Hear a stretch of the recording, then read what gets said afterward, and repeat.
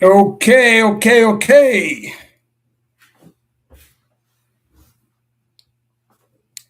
I am back at the city compound, back from 4 hours away upstate in the great city of Saratoga Springs, New York, waiting for a few folks to join me. Back down the shore, SETI compound. We've entered the month of August.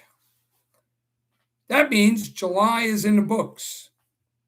So I'm going to wait for a few folks to join, and we are going to rip our ways into August. Some really much needed Q&A, some recaps of this past weekend, and talking about how we ended July, going into August. If you're joining me live, shoot me a comment so I know that you're in the room. And for those that, because this is sort of an impromptu live show, so I may be speaking to just a few of you, but it's all good. This way, everybody will have an opportunity to watch this show as it's recording, so you'll know what my agenda is going into this first full week of August, leading to a very, very big weekend at Saratoga, highlighted by the Grade 1 Whitney. Good evening.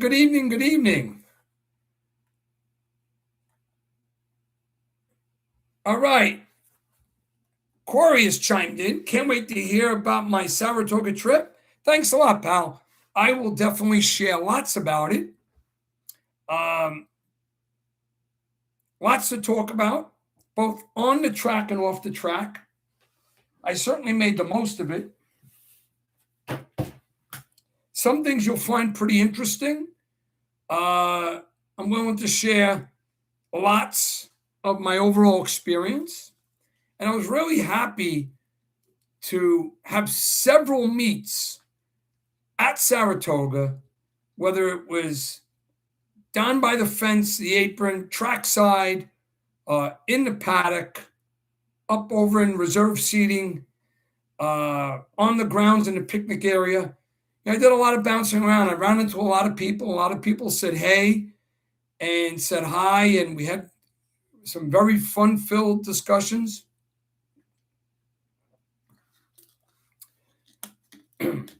So always delighted to meet new people. If any of you are on this live show tonight, and you're one of the number of people, it seemed like, on both Friday and Saturday when I was at the track, that I had the opportunity to meet and speak to, please let me know that you joined us tonight. Okay, let me light this up. Close that. All right. So Run Line Racing, good to see you. Always listen to your content during my workouts. You got it, Run Line. I think it was you that asked me a question on one of my shows, because I remember Run Line Racing. If that's the case, you can ask that question again here, and I'll answer it live. Otherwise, I will get to it. Because as you might think, I escaped reality for 5 days. So I got back to all my emails with my full-time work and so much of my personal stuff that, because I was involved morning, afternoon, and night with my son and family, for all those I traveled with, so obviously my time was allocated, it's preoccupied. So when you come back to reality, you catch up to all those things. So I'll wait a few more minutes. I said to myself, I'll chat a few in the first 10 minutes, and then we'll start the agenda, and I'll just cover the things I wanted to cover. I just printed out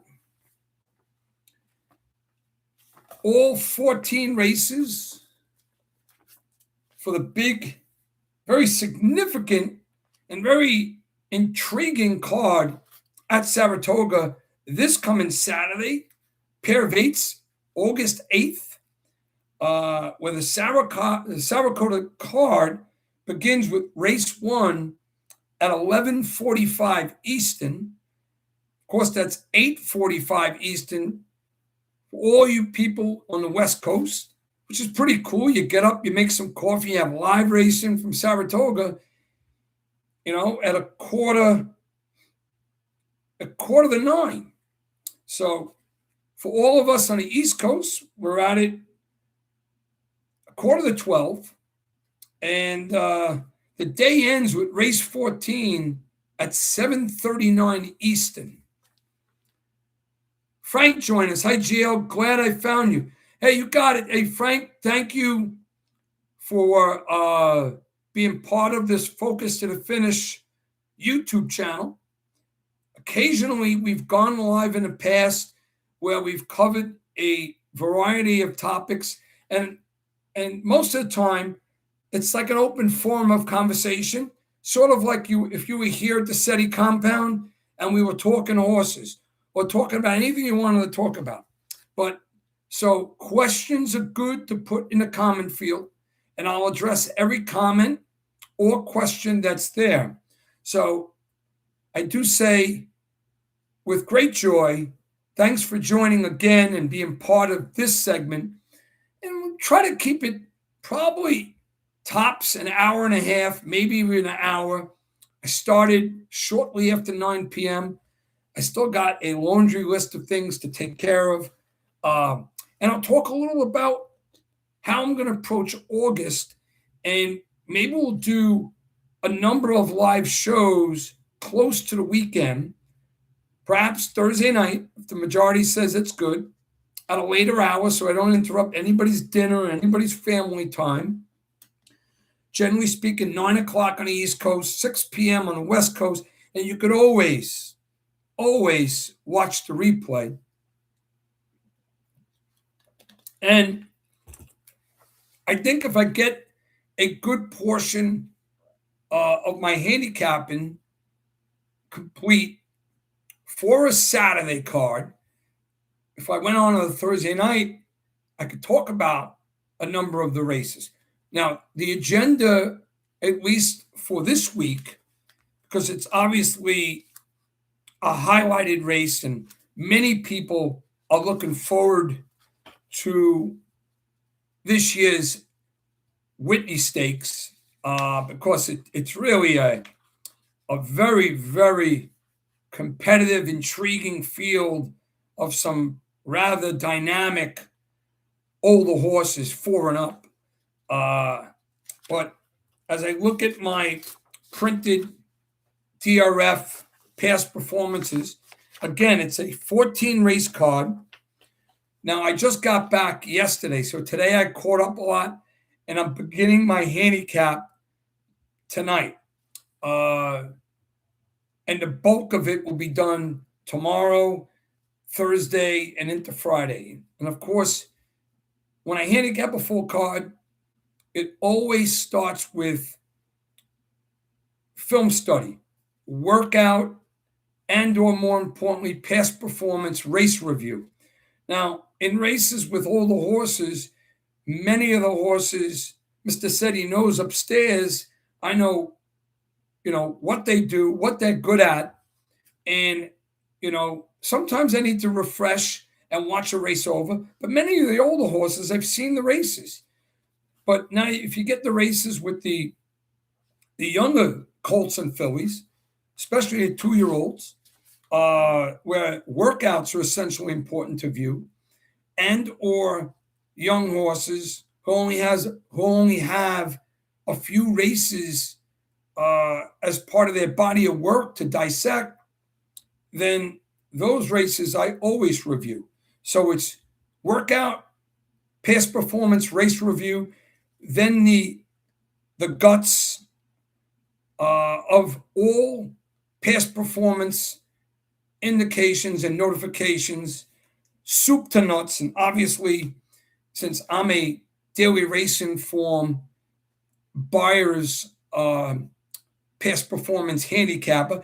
I do reference other vehicles, if you will, like the Thoroughgraph when needed for me.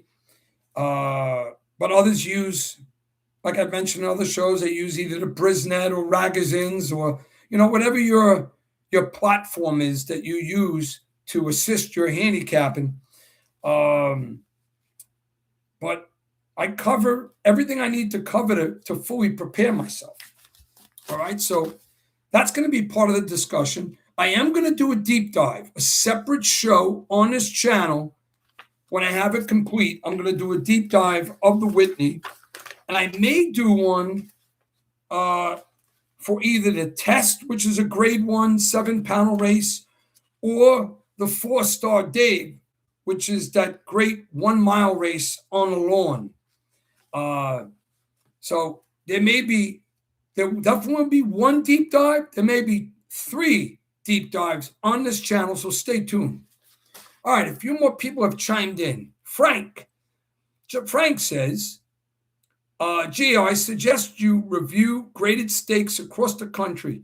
It can cut down on your work and address the most important races. Frank, that's true. And as I grow this particular channel, I want to accommodate people. I want to accommodate folks. And I'm very versatile. I know it's the summer. I know it's the Saratoga season. I know it's the season at Ellis Park. But I'm versatile. I move around the country. I even go to Canada at Woodbine. My goal is to always provide a deep dive, a SETI deep dive on the grade 1s. But then you got big cards where you have several grade 1 and grade 2 stakes races where the interest is widespread. And I never do anything incomplete or half-assed. So if I'm going to share my findings, I have to complete my work. That's what I do. That's who I am. There's no fluff. There's no exaggeration. There's no rushing. I got to be thorough and complete to ultimately come up with my findings that I'm going to share, But thanks for the suggestion. I really appreciate it. And eventually, I'm going to put graphics on the page. I'm going to put the listings. There's so many things that's happening with AI that, I have to have the time to dissect that. So I do everything in the raw. So what you see is what you get.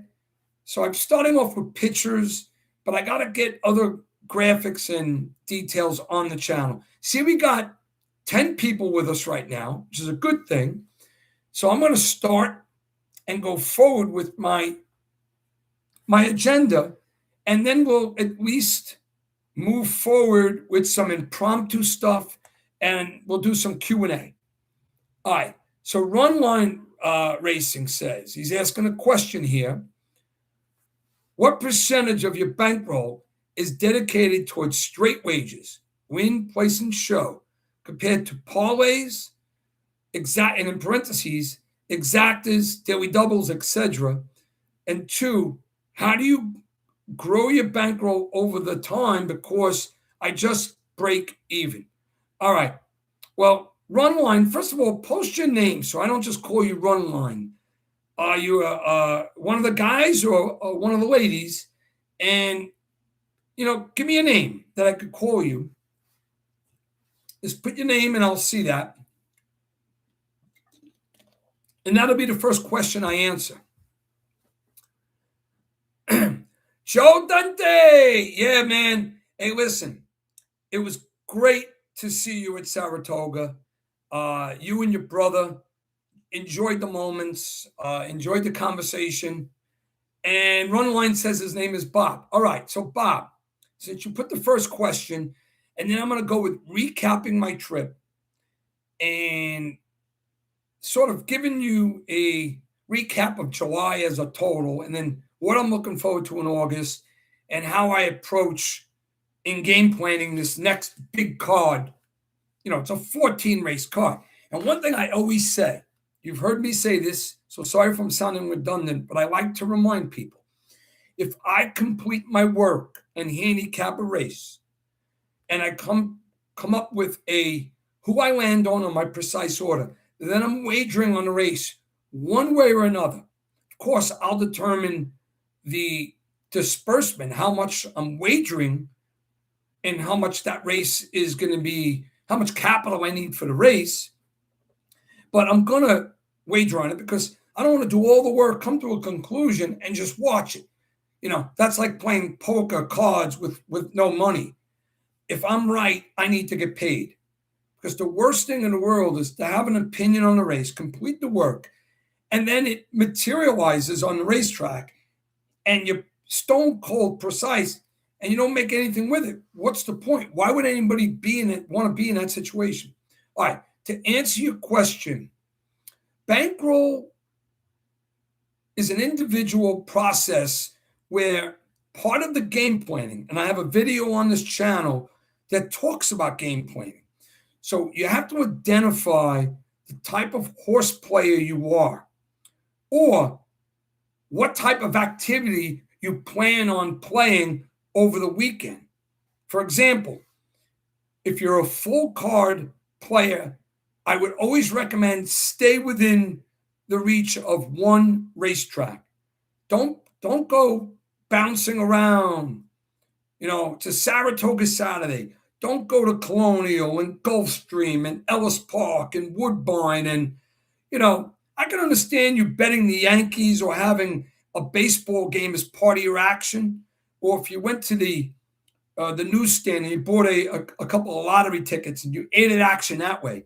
But if you spread yourself in between post times and you played various tracks, you're going to lose because there's too much to register and to keep track in your mind. You could get lucky, but the long-term success of that type of wagering is not good. Now, remember, you could be playing a full card and like one big race, like over the weekend at Saratoga that just passed, we had the Arlington Million. I can understand you handicapping and getting down on a race at another track definitively, but you're not scrambling in between post times. You understand, Gabish? But to answer your question fully, it depends on the individual and the foundation of how you approach the game. When you said percentage about win, place, and show, first of all, I don't do any show wagering. Occasionally, I'll engage in a win and place. Occasionally. But most of the time, I cover my win. Now, win bet is very important because the one thing you don't want to happen, you don't want to be right. And this, by the way, this is regardless of price. Regardless of price. Whether your horse is 5-2 or 52-1. If you land on your top choice, your win bet is essentially important because you don't want to win and make no collection as a result of the win.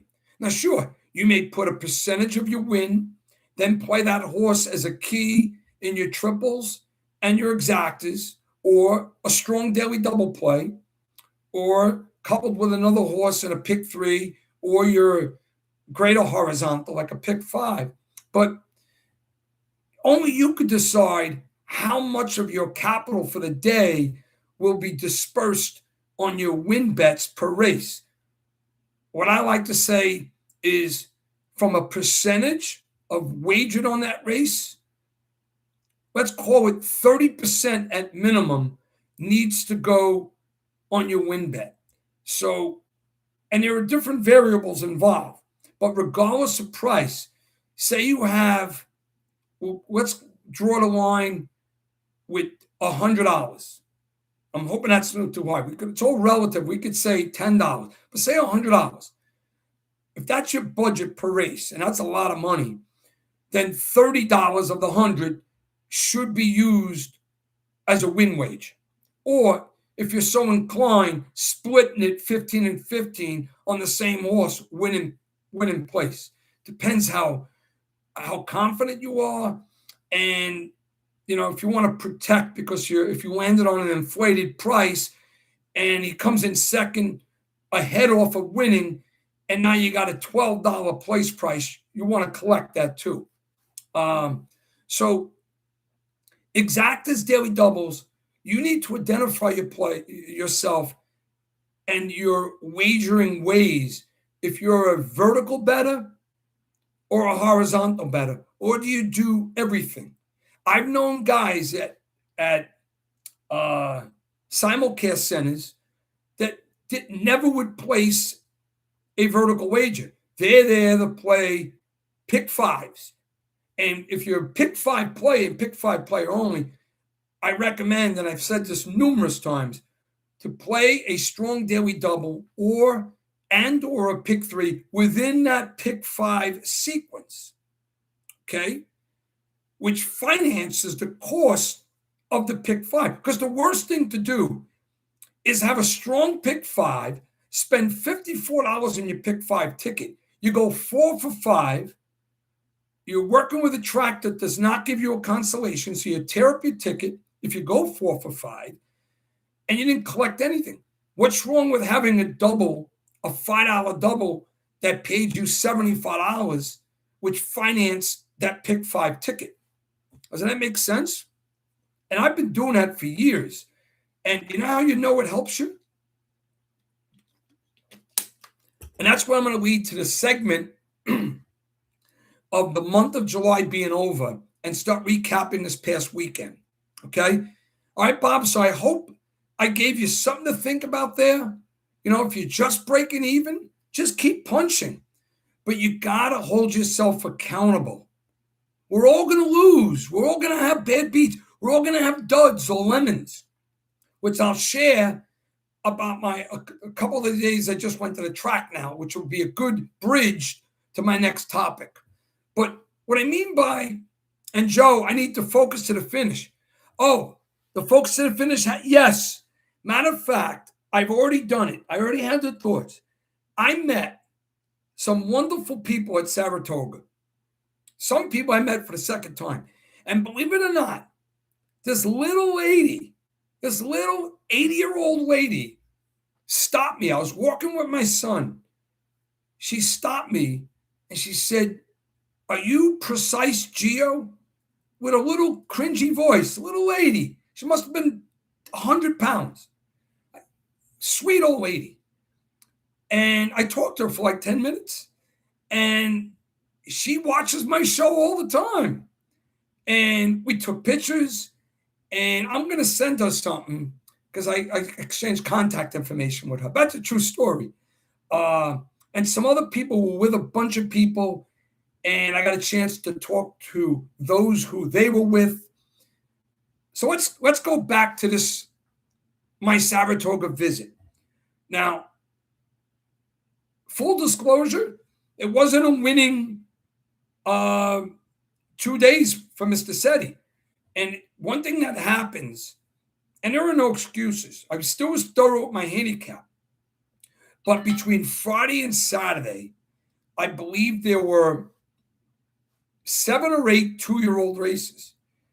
And usually, I have a pretty good statistical record with my 2-year-old, whether fillies or colts, first-time starter races. But on these days, Jesus, Christmas, it's just nothing materialized. So I still will always stay grounded to my method, but I got to accept the reality that even though a horse is working well, you've seen special things in their workouts, whether it's agility, athleticism, physicality. You like their workout times. You like the connections. You like the rider. You like the post positions. But ultimately, still an animal who needs to run. And sometimes breaking out of the gate, even if they had gate works, surrounded by a number of horses, they don't break well, and they're not really competitive. So you just got to keep your records, know what you played, and remember the horses you wagered on, because you could always make your money back on the races that failed you. Okay? Frank says, "Oh, good. Frank's talking to Bob. It's pretty cool." Now, by the way, I gotta learn what I got to do to post a comment and make it show up on the screen. I've seen that happen. Let's see if I can figure it out. Let me see. Engage with your audience. No. I'll figure that out. Let me put a heart out there. Where's the heart go? Okay. Anyway, I'm going to get to a point where your questions will be on my screen. I'll figure that out. But I like that Bob and Frank are speaking. And if you're watching, please post a question or a comment. So let me finish my recap. First things first, and I shared it with my friends on Twitter X today. Even though I didn't win, I still had a few bright moments. I still had some thrilling races, but ultimately my Friday and Saturday was a down. But, however, I was so up in July. This is what I was telling you. You got to hold yourself accountable. My July month as a whole, I clinched making it a winning month 2.5 weeks in. So even though I gave back monies because I lost during this Saratoga visit, I still showed a profit for the month. So as a reminder for folks watching this show on replay or watching live, trust me, do it. We have a brand new month now in August. You'll be able to identify how often you actually wager on horses. For example, most months we know 30 days or 31 days. Of course, there's February, which is 28 to 29. But we have the days in a month. Simply, whether it's a spreadsheet or composition notebook, put down the date you played horses, how much you deposited, or if you had money in the account. It's not only the amount of money available with your ADW, but what your bets were. How many horizontal bets? And specifically, what were they? How much did you invest in daily doubles? Pick threes, pick fours, pick fives, and so on. Same thing with your win, place, and show, if you're so inclined on the place and show end. And of course, your verticals. How much did you use in your exactas, triples, and superfecta? Then, listen, all that really matters, aside from the joy and the fun and the excitement and the action, is the bottom line. So after each racing day, you know your bottom line. Forget ROI per horse you handicap, because there's so many different ways you could use the horseshoe handicap. I keep my own personal records of how I do in graded stakes races as opposed to maiden races, as opposed to claiming or allowance races. Because remember, and I said this a number of times, in claiming races, there are a lot of contributing factors that are beyond our control. So you could be a brilliant handicapper, astute, your findings are razor sharp, and because of circumstances beyond your control, in the barn collusion, jockeys not doing their job to their best of their ability. There's a lot of people in the stables, jockeys with very poor winning percentages. The stuff that they huddle up and do to the horse player, we have no control over that. Even trainers, it's not about using juice or anything. I'm not making those accusations here now, even though we know that exists. And there's some envelopes passed along to even veterinarians.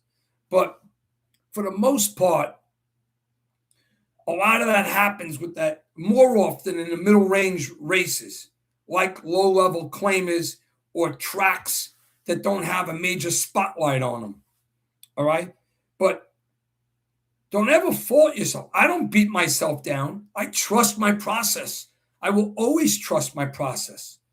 So if you're following me, you could trust my process. Or if you're your own handicapper, you should trust your process.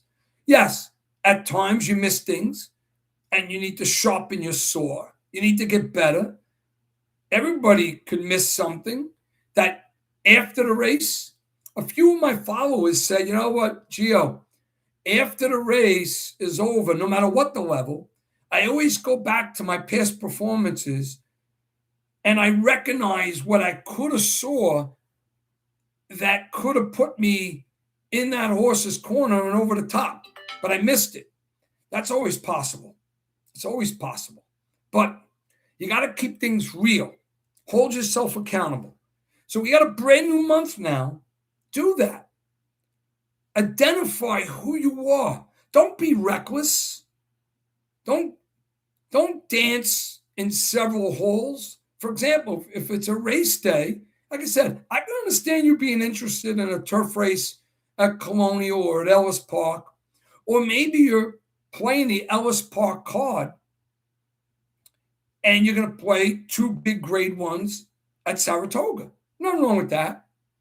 So to close out my Saratoga trip, I'm going to give you a few pearls. One, I've been to Saratoga every year over the last decade. And I probably have lifetime, I don't know, maybe 15 or 20 total visits lifetime. But I've gone every year the last decade. And most of the years I've gone a few times. But because I went with my son, his girlfriend, and her family, and friends of their family, one guy who's a very experienced horseman came for the trip. He traveled to many tracks and had lots of interesting conversation with him. We ventured out. I was there 5 nights, but I only went to Saratoga 2 nights. 2 days. All day Saturday, Friday, and all day Saturday. So the weather was crappy when we arrived on Wednesday. Man, did we drive through some ridiculously heavy rains, that uncomfortable riding, the tractor trailers on the road and water washing everywhere, very poor visibility. But I did other things. And one of the things I did for the first time is I went to the Thoroughbred Racing Hall of Fame, which is a stone's throw from Saratoga, literally like across the street. But I went with a bunch of people who I was traveling with, and it was very interesting. And if you're seasoned like me, if you go back to the late 70s, 80s, 90s, early 2000s, all the way up to now, there's a boatload of information. You get this panoramic movie for like 15 to 20 minutes, but then there's so much on display. You could literally spend 4 or 5 hours there reading and checking out things and being very nostalgic. So I recommend it. And then I left with a Hall of Fame book that I didn't drive home. I was reading a little in the car, and when I got home and I settled in, I looked at it. A very good read about a lot of the trainers, jockeys, and horses that are in the Hall of Fame. Good takeaway. But if you've never done it, it's worth it. It's not boring, but you got to be into museums. You got to be into displays and, stuff that you can connect with and read and be engaged in the process. Other than that, if you're not someone that enjoys that type of thing, then I wouldn't recommend it. But it was really interesting. It really was. Not just a 20-minute movie they give you that was pretty cool. Anyway, so the trip is over. I plan on going back one more time this year. I haven't booked the weekend. It won't be for 5 nights. But most importantly, my son. He celebrated his 30th birthday. Oh, tons of quality time. I cooked meals for everybody. The night we got there, I made a Sunday sauce on Sunday. I made eggs to order, SETI breakfasts. We hung out at night. Me and my son went out and bought football cards at different retailers. And at the end of the day at night, we were opening them up and checking them out. And, we had a few drinks at a very, very, very beautiful Airbnb house. We walked to the track. We had a fire pit. I barbecued, old school burgers and dogs.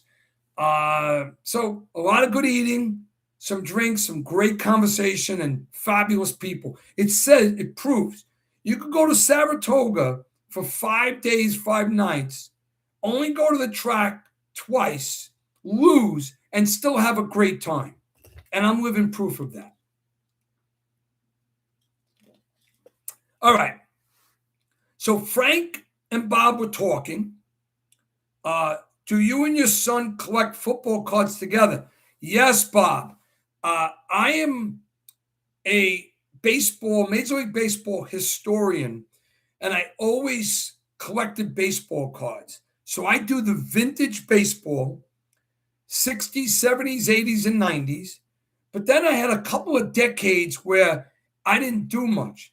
But as my son got into his 20s and got into the NFL, became a Ram fan like I am, even though he likes some other teams too. But he got really, really, he embraced the hobby, and he's all football. And coincidentally, over the last 2 or 3 years, the hobby, as all in all, with every new release, it's exciting. It's like day trading in terms of the live auctions that you have. We're both part of the Whatnot app. If you never heard of it, check it out. It's a yellow and black app, and it's very popular for sports cards and auctioning them. Cards going from $1 or $2 to, believe it or not, $10,000 on there or more. And we're both buyers and sellers on that. And it's interesting to know and identify what your personal collection is and what you want to buy and eventually resell. So that's the nature of sports cards. I'm baseball and football. Baseball's more vintage, even though I buy some new baseball. And my son is all NFL. Yeah, my son loves the NFL. He's a fantasy football participant. I've been doing fantasy football for as long as it existed. I'm an NFL red zone guy. And of course, there's nothing like Major League Baseball, the length of the season, and of course, the pennant races and then postseason. I think postseason baseball is fabulous.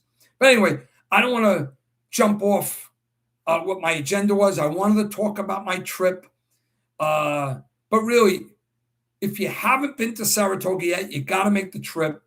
If you are going this year, I could recommend a few restaurants. You know what else there was? Funny, when you go with family, in this case, I went with my son, his girlfriend, Diana, and her family. There's a lot to do around there. You just got to disperse your time properly and cultivate interest. So, but if you're a gambler, they had the Saratoga Hotel and Casino walking distance from us. Now, they had no live games, but they had hundreds of slot machines, and, there was craps and roulette and baccarat and video poker. It's pretty cool to have that in town there. So we did a few hours of that, but we had a real good family time, which I really appreciated. Now, sure, I was prepared going to the track. Those of you that know, who were engaged in my process, we had a few winners, but overall, it was a losing 2 days. And that happens.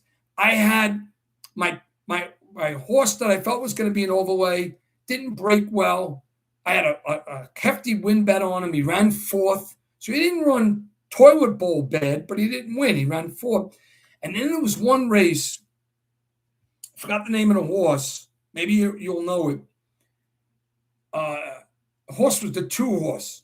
He's on the board at 7-1. I loved him. It was a 1.125 mile race. He not only led for 1.16 mile, but he dug in. He had something left in the final 16th, but it just wasn't enough. And he finished second at 7-1. And those are the things. That's what I say to other handicappers.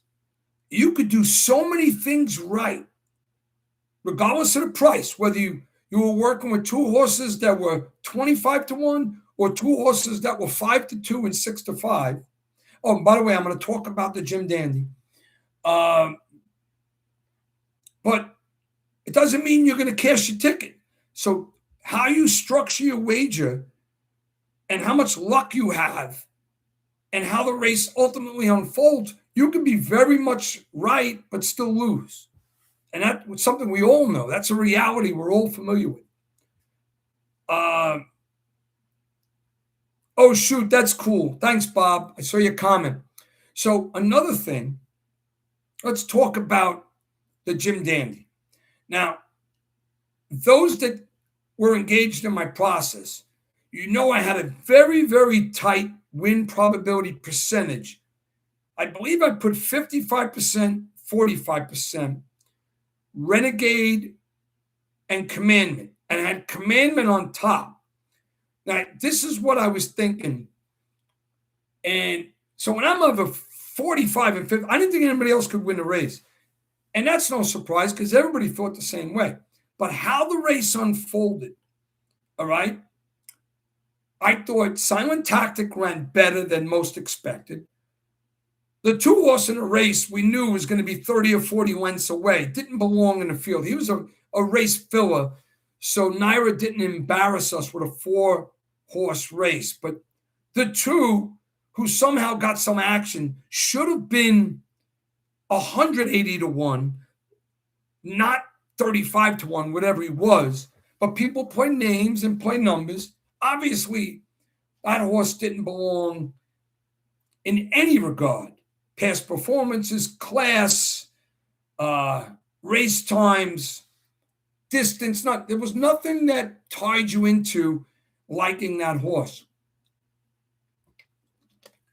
You can make it. Some people made an argument because Jose Ortiz has been red hot, and maybe Chief Honcho, they were thinking that maybe he could have been the lone speed. He got loose, but I knew in my blood and bones, even though I liked Chief Honcho as a racehorse, I didn't think Chip Honcho, I didn't think he'd match up to the class level that is Renegade and Commandment. And by the way, I took my son and his girlfriend, Diana. We were literally hanging over the railing at the paddock. I didn't have press credentials like I had when I was with Pastor Wise. I wasn't inside the paddock, but I was hanging over the railing. And when Renegade walked by us, true story, Mike Rapoli, of course, Todd Pletcher with IRAD, 5 feet away from us, looked wonderful. And then when Commandment walked by, I actually got Flavian Pratt's attention. And he said, Flavian, stick to the task at hand, buddy. And he turned and he smiled in the paddock. True story. But we were there for the paddock. And, of course, we went to go watch the race. And one of the things, because I didn't do a deep dive, so you didn't know. So those that were engaged in my process knew I ultimately put a slight edge with Commandment on top, 55-45, nobody else chance of winning. But I knew one reality. I didn't think Commandment needed the race. I really, in my blood and bones, I felt his eye on the prize was the Travis. So you may say, why did I put him slightly above Renegade? And I'll tell you the things that we all missed as horse players. Done so. I'm not going to win a race. I'll tell you why. Because we were finished. So I didn't think Chip Honcho could class up and win the race. I didn't think Silent Tactic could, because Renegade passed Silent Tactic in the Arkansas Derby like he was standing still. And the other horse was just a filler. So you're left with Commandment and Renegade. Do you know you had to put up the capital, but some people watching the show have a lot of capital. You could always multiply things. But if you put a $200 exacta box, 5-3, 3-5, Renegade Commandment, whichever way, it would have cost you $400, but you would have collected $880. So on a $200 exacta box, you collected $480. If a rich guy was engaged in the process and had the same handicap and philosophy on the race, and you didn't have to be brilliant to figure it out. I mean, there were 6-5 and 6-5, or 6-5 and 3-2. But say someone put a $2,000 box. Now, we don't have, most of my viewers don't have that, but I'm talking relative to terms. If someone put a $2,000 box, that's $4,000, but then they collect $8,800, so they make $4,800. It was that type of race. But here's my observation of the race. I knew Renegade could win because I said to myself, if Renegade runs the race he ran at Oaklawn in the Arkansas Derby, then he's going to win. But the reason why I gave a slight edge to Commandment, because Commandment's a fighter, and I knew he'd have the jump on things because we knew Renegade was going to be further back, but Renegade had IRAD, and Commandment had Flavian Pratt. But I knew, and you knew too, that Commandment would have a jump on things.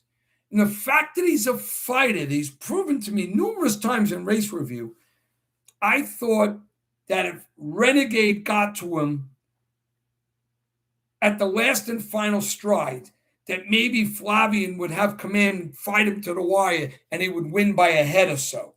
But I wasn't surprised with that powerful close that Renegade displayed. And that makes a very compelling, a crazy compelling Travis. Because remember, in the Belmont Stakes, Commandment beat Renegade at the same game, just missed winning the Belmont. In fact, Commandment wins the Belmont if Jose Ortiz wasn't brilliant on Golden Tempo when he split the horses. So now you got all three of them coming back for the Travers, and with some other hard hitters, which we'll discuss at the time. But in the comments, first of all, there's 22 people on the show right now. If you missed the stuff earlier, you'll see the replay. Or if you're just joining us, you could watch the replay, see all the things we covered. But please like the video. Please subscribe if you haven't subscribed yet. I'm getting there. I think I surpassed 1,200 subscribers. We got to keep growing, because as I keep growing, I'll get smarter with the graphics. I'll have a lot more for you on this channel. You'll always have me. You'll always have me in my perspective and my wisdom and the pearls I offer as a handicapper. But I want to make it more user friendly or pleasing to the eye, so to speak. So to close out my trip and the Jim Dandy, great race. It was sort of like it was inevitable. It was going to be Renegade Commandment or Commandment Renegade. You know, there's no value. I can understand if one of you, I think Ernie, who watches my show, he loved Renegade. So he was decisive with Renegade. And if you were decisive and you win, you know, it's a beautiful thing. And it was an exciting close. But remember, Commandment beat Renegade in the Belmont Stakes, and this was less distance. So it made sense because Renegade would have so much more work to do that he'd have to have that great explosion. But he mirrored the explosion when he passed everybody in the Arkansas Derby as if they were tied to the rail. And of course, Silent Tactic, who ran a good race, he was left behind. And Chip Honcho didn't have enough. So we closed the book on the Jim Dandy. By the way, in the Thoroughbred Racing Hall of Fame was a great segment on that. You know, if you don't know the history, Jim Dandy was facing the horse in the Travers who had won the Triple Crown. I think it's 1930. Look it up, Gowan Fox. And He was 100-1 in a 4-horse field, and he beat the horse that won the Triple Crown earlier that spring. And of course, they honored him with making this race that now has been run for years. All right, any more questions? Let's see. No additional questions? Come on, guys. I'm going to get into my next topic, but if you have a question or a comment, if you want to give me thumbs up for the channel or anything, if you're looking forward to several weeks ahead, let's talk about what's ahead. And then I'm going to get into a little of the detail of this, what is a majestic 14-race supercard on a Saratoga Saturday, this Saturday. Of course, starting 11:45 Eastern and ending 7:39 Eastern, Whitney Stakes Day. So, excuse me.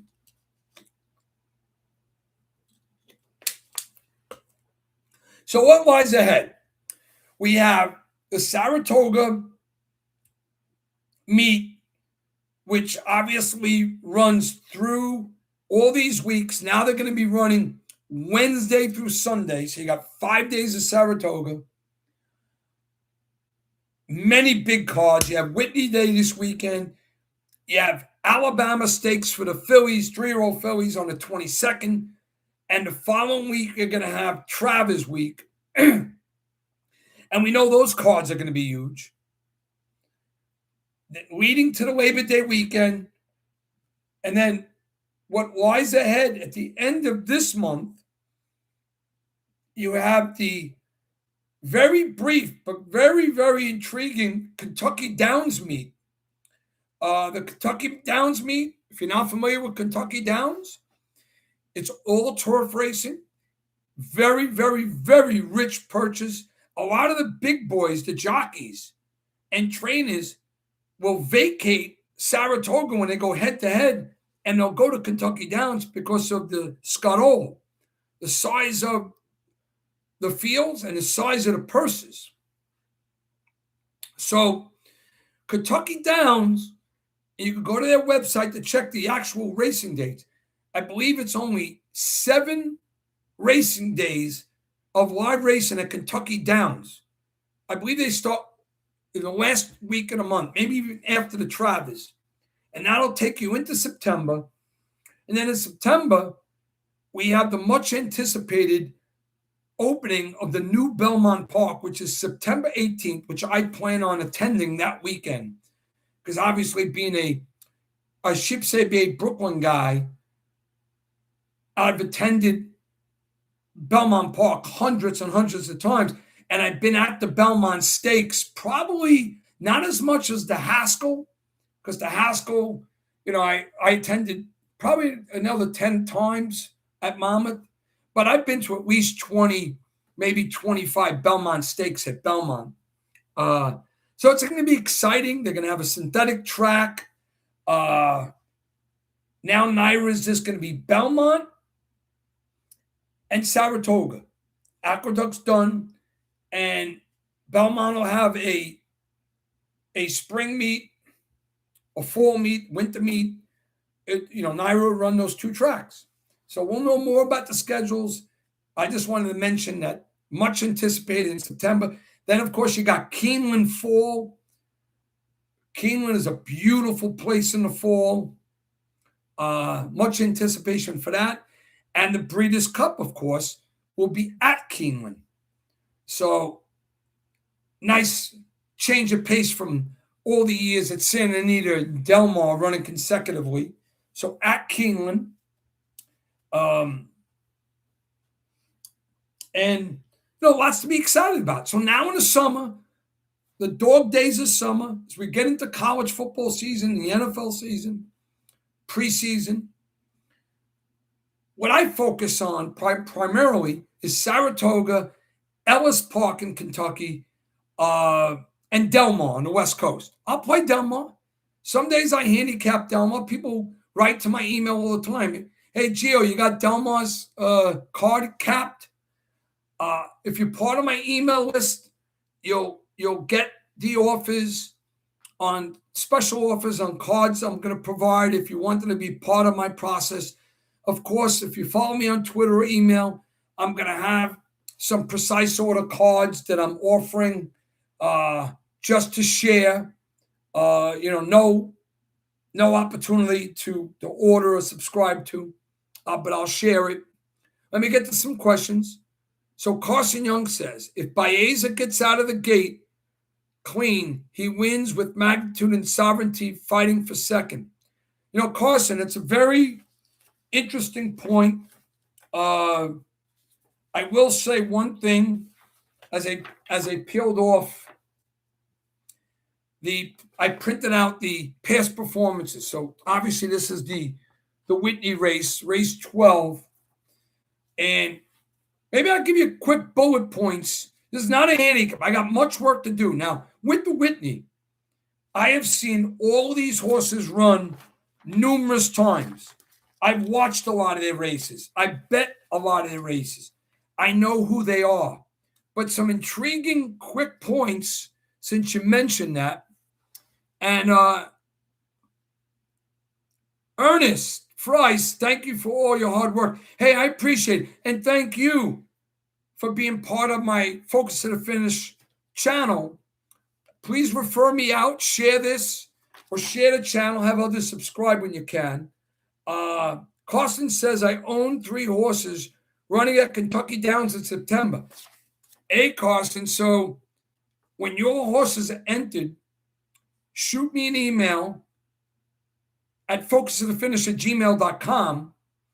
Let me know they're running. I'll handicap those specific races, and I'll give you a good, honest, genuine, very, thorough handicap of the races your horses are in. I'll tell you how I feel your horses and the shots that they have. But congratulations to you that you have horses running at Kentucky Downs. It's a great meet. And by the way, some of my biggest superfecta hits. Now, by the way, and if you're not winning and hitting superfectas, I'm not going to waste your time on this live show. Go to my channel, look into my videos, and watch my show about hitting more triples and superfectas. Trust me, I think you'll learn something. I also have a show on exactas. I also have a show on film study, race review, and workout review. I also have a show on game planning. I'm looking to share what is 40 plus years of being in this game and being very passionate about it. And, I'm confident about what I know. And I know from a wagering perspective and handicapping perspective and ticket structure and game planning perspective, I know I could put people in a position to be much more successful at betting and wagering on horses. And that's been proven. I got some people that write to me all the time. All right. Anyway, the Whitney. Quick bullet points. I'm not going to do anything but quick bullet points because I'm doing a deep dive. All right. We know how good Magnitude's been. His last at 114 was sick on a bias scale. Multiple grade 1 winner. Nitrogen with Johnny V now, the new jockey, taking over for Jose Ortiz. Nitrogen, the filly versus the boys, just ran a 113 by. Antiquarian for Pletcher, who's been red hot, now loses Johnny V, but gets Franco. Ford Steele, who I think may not run in this race, for Safi Joseph, has a lot of speed, but I don't know if he fits with them. But like I said, I'm skipping through a lot of stuff. Quick bullets because I'm doing a deep dive. White Barrio is who he is. He's a wonderfully good-looking horse. Beautiful. He's listed as a gray, but he's white gray. And he's a veteran who has proven to relish the 9 furlong distance. But I always said White Barrio was at his best at this distance at Gulfstream Park. For whatever reason, maybe he liked the South Florida air, but he's won at this track before. That big race, in this race, I believe it goes back to what was it, 23 or 24? Then we got Sovereignty. If anybody's looking to write off Sovereignty, you may be proven dead wrong. I'll save my thoughts on Sovereignty for when I do my deep dive. Then, because Sovereignty hasn't been, quote unquote, himself as a 4-year-old. Tistastic, Gaffleon up for Asmussen. We'll get into that. I believe there's an ingredient that he has that lends itself to this race. And then Baeza. So I started this quick bullet points on it. Yes, Baeza, his last was very special. The fact that he had such a bad start, but we're going to get into this because I have thoughts on Baeza that I'll expand with my deep dive. That's another show this week. That's a little SETI hint on the Whitney. Of course, like I said to start this show, I may be doing not just the Whitney, I may do 2 or 3 deep dives so I can build some content. Hopefully you'll join me for those, and I'll see your comments on those. Let me go back to some questions here, and then we'll wrap it up. I just wanted to go live and catch up with you guys. We now have 30 people in the room. So thanks for joining again, man. Ladies and gentlemen, I really appreciate it. So Carson says, we'll do Geo. All right. Rigon says, and Rigon, if you could put your name there so I could call you by your name, says, can't tune into the whole show, but just wanted your take on the Saratoga being a bit off on some of these winners coming across first when their past numbers don't. Yeah. Hey, listen, there are so many observations you can make at Saratoga. All right. There are some consistencies, but there are more inconsistencies. When I see a horse running his eyeballs out and it does not reflect anything he's ever done before, class-wise, pace-wise, buyer scale-wise, thoroughgraph-wise, sometimes we're thrown something that confuses us. How did this happen? Well, there could be post position. There could be track condition, or if there's a track bias on a particular day. Then there's the thing we don't want to ever think about, and that's collusion. Obviously, what happens in some barns, especially if you're dealing with an allowance race, even though at Saratoga they're rich allowances, non-winners are 1, claiming races, low claiming, maiden claimers, or even maiden special weights. Not so much with first-time starters, but there are times the barns, I said to begin this show, I said, you could do excellent work with your handicapping, because I know the work I put into it. Have really sharp findings, watching their workouts, seeing that a very steady stride, athleticism, handiness, workout times are good. They've got a gait work that's good. The connections are hot. The connections strike at a pretty good percentage. You trust the rider. You think the horse is built for the distance. The bloodlines say yes. Pedigree, whether it's a turf race or a race on the dirt. And then they go off, and the horse is 7th, 18 lengths off. You say, how did that happen? Well, A, that's horse racing, and B, you know, it's an animal, meaning that race experience is something totally different, and that comes with the conditioning.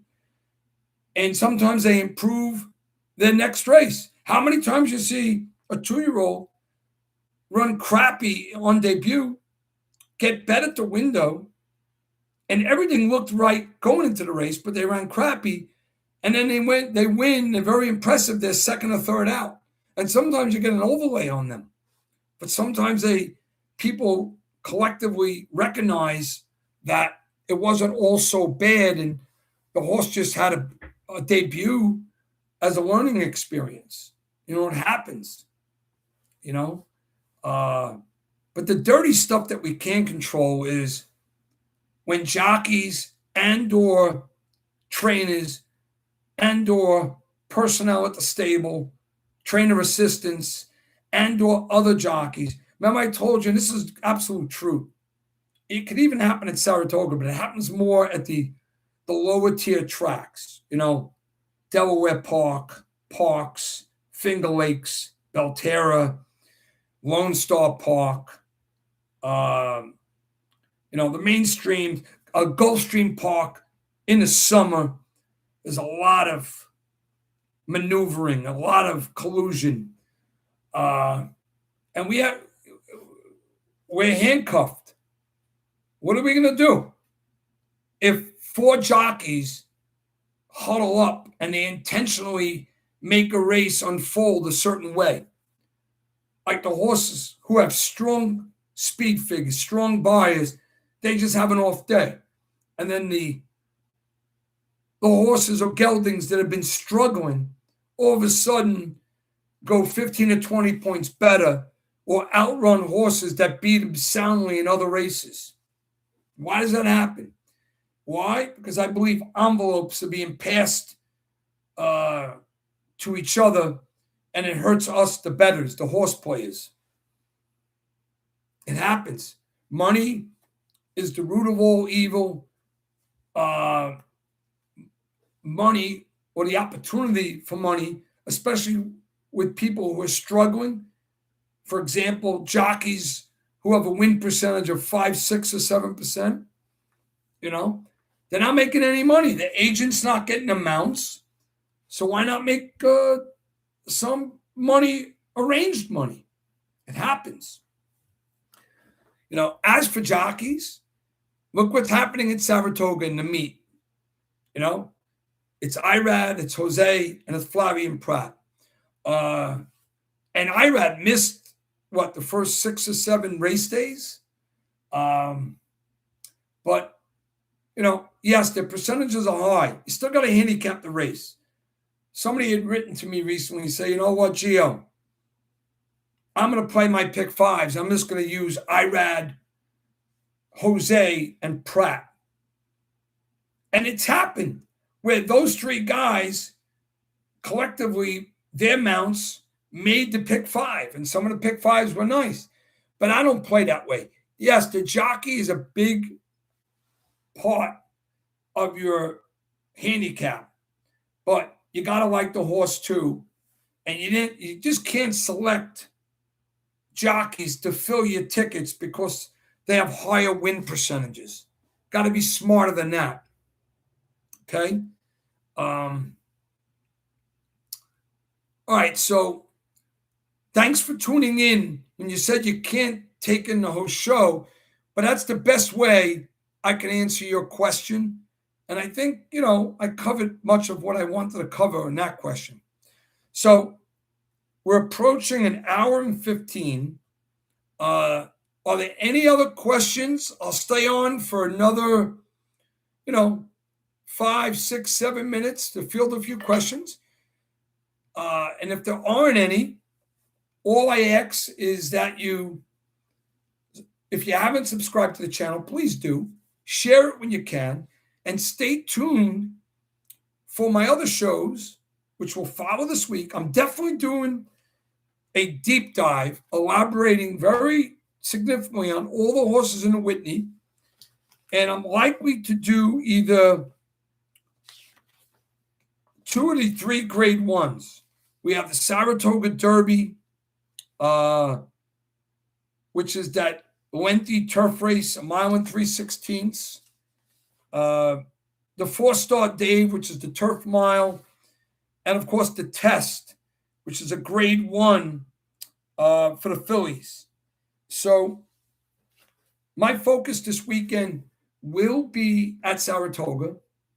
I got to decide whether I'm going to give an offer out there for the full card. It's a lot of work, 14 races, and I don't ever do anything half-assed. You know that. So I'll let you know about that. Let me know if there's any other questions. And for those that just joined, sorry I'm going to be getting off soon. And for everybody I saw at Saratoga, who I gave a hug to, we had conversation with, it was a lot of fun. I'm sorry if I was sort of preoccupied, and Friday I was bouncing around all over the place. I was like a sweaty mess. I had shorts, cargo shorts on, and I was just all over the place. My step counter, I was at 20,000. I probably walked like 6 or 7 miles around the track all total when you calculate that all in. But all right, so I'll stick around for a couple more minutes, see if someone pops in with a question. There's 25 people in. Let me know if you're looking forward to my deep dives. All right. If there is question about a specific horse that's running this weekend, let me know. Send me an email, focustofthefinish@gmail.com, and I will field your question and give you the best answer I can possibly give you. All right? And I'm excited about the week. But if there's one takeaway from this show, is if you're going to be a horse player, you have to identify how many days are you wagering on horses per month. And each one of those days, you have to have a bottom line. And then you want to get better. You got to sharpen your saw. So we've completed now 7 months.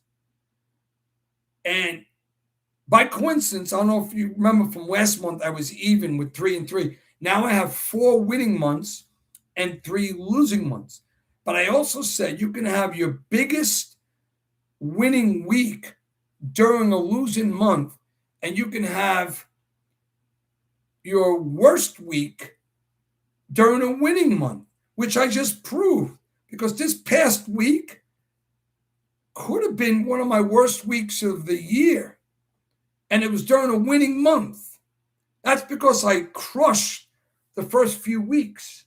Several pick fives, many doubles, some solid win shots, some superfectas. Guys, with Kentucky Downs coming and a lot of big fields at Saratoga and Ellis Park, you gotta put superfectas into your arsenals. Specifically, not only precise, which I always recommend, because if you're precisely right, you want to get paid on that first, but your superfecta keys.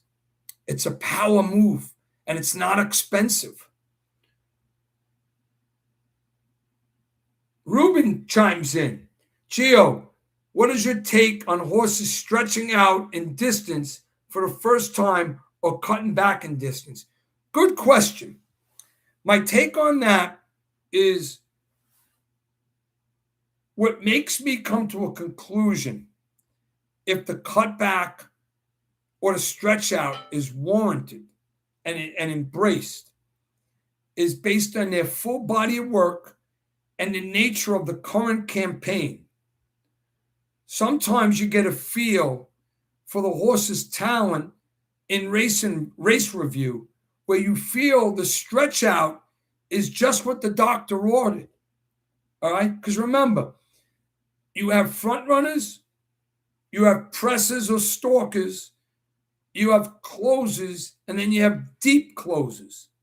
So You should never come to a false conclusion that if a horse ain't getting it done at 7 furlongs and he's a closer, that if he gets more distance, like a mile and an eighth, he's going to close. He's going to have a lot more track to close into. That's not always the case.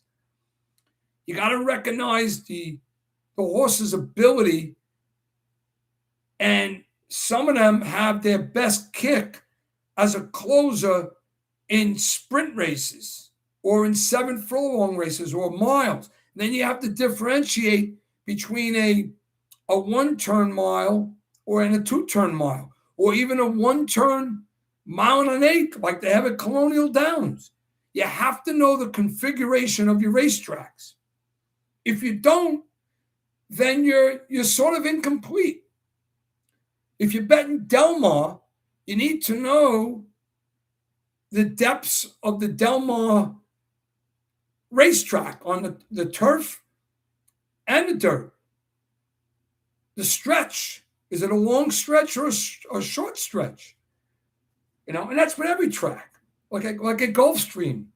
Gulfstream during a championship meet, it's a very quick run to the first turn, and it's a short stretch.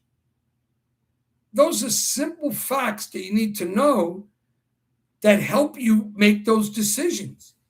So the foundation of cutting back in distance or stretching out is timing. And you got to know how the conditioner works.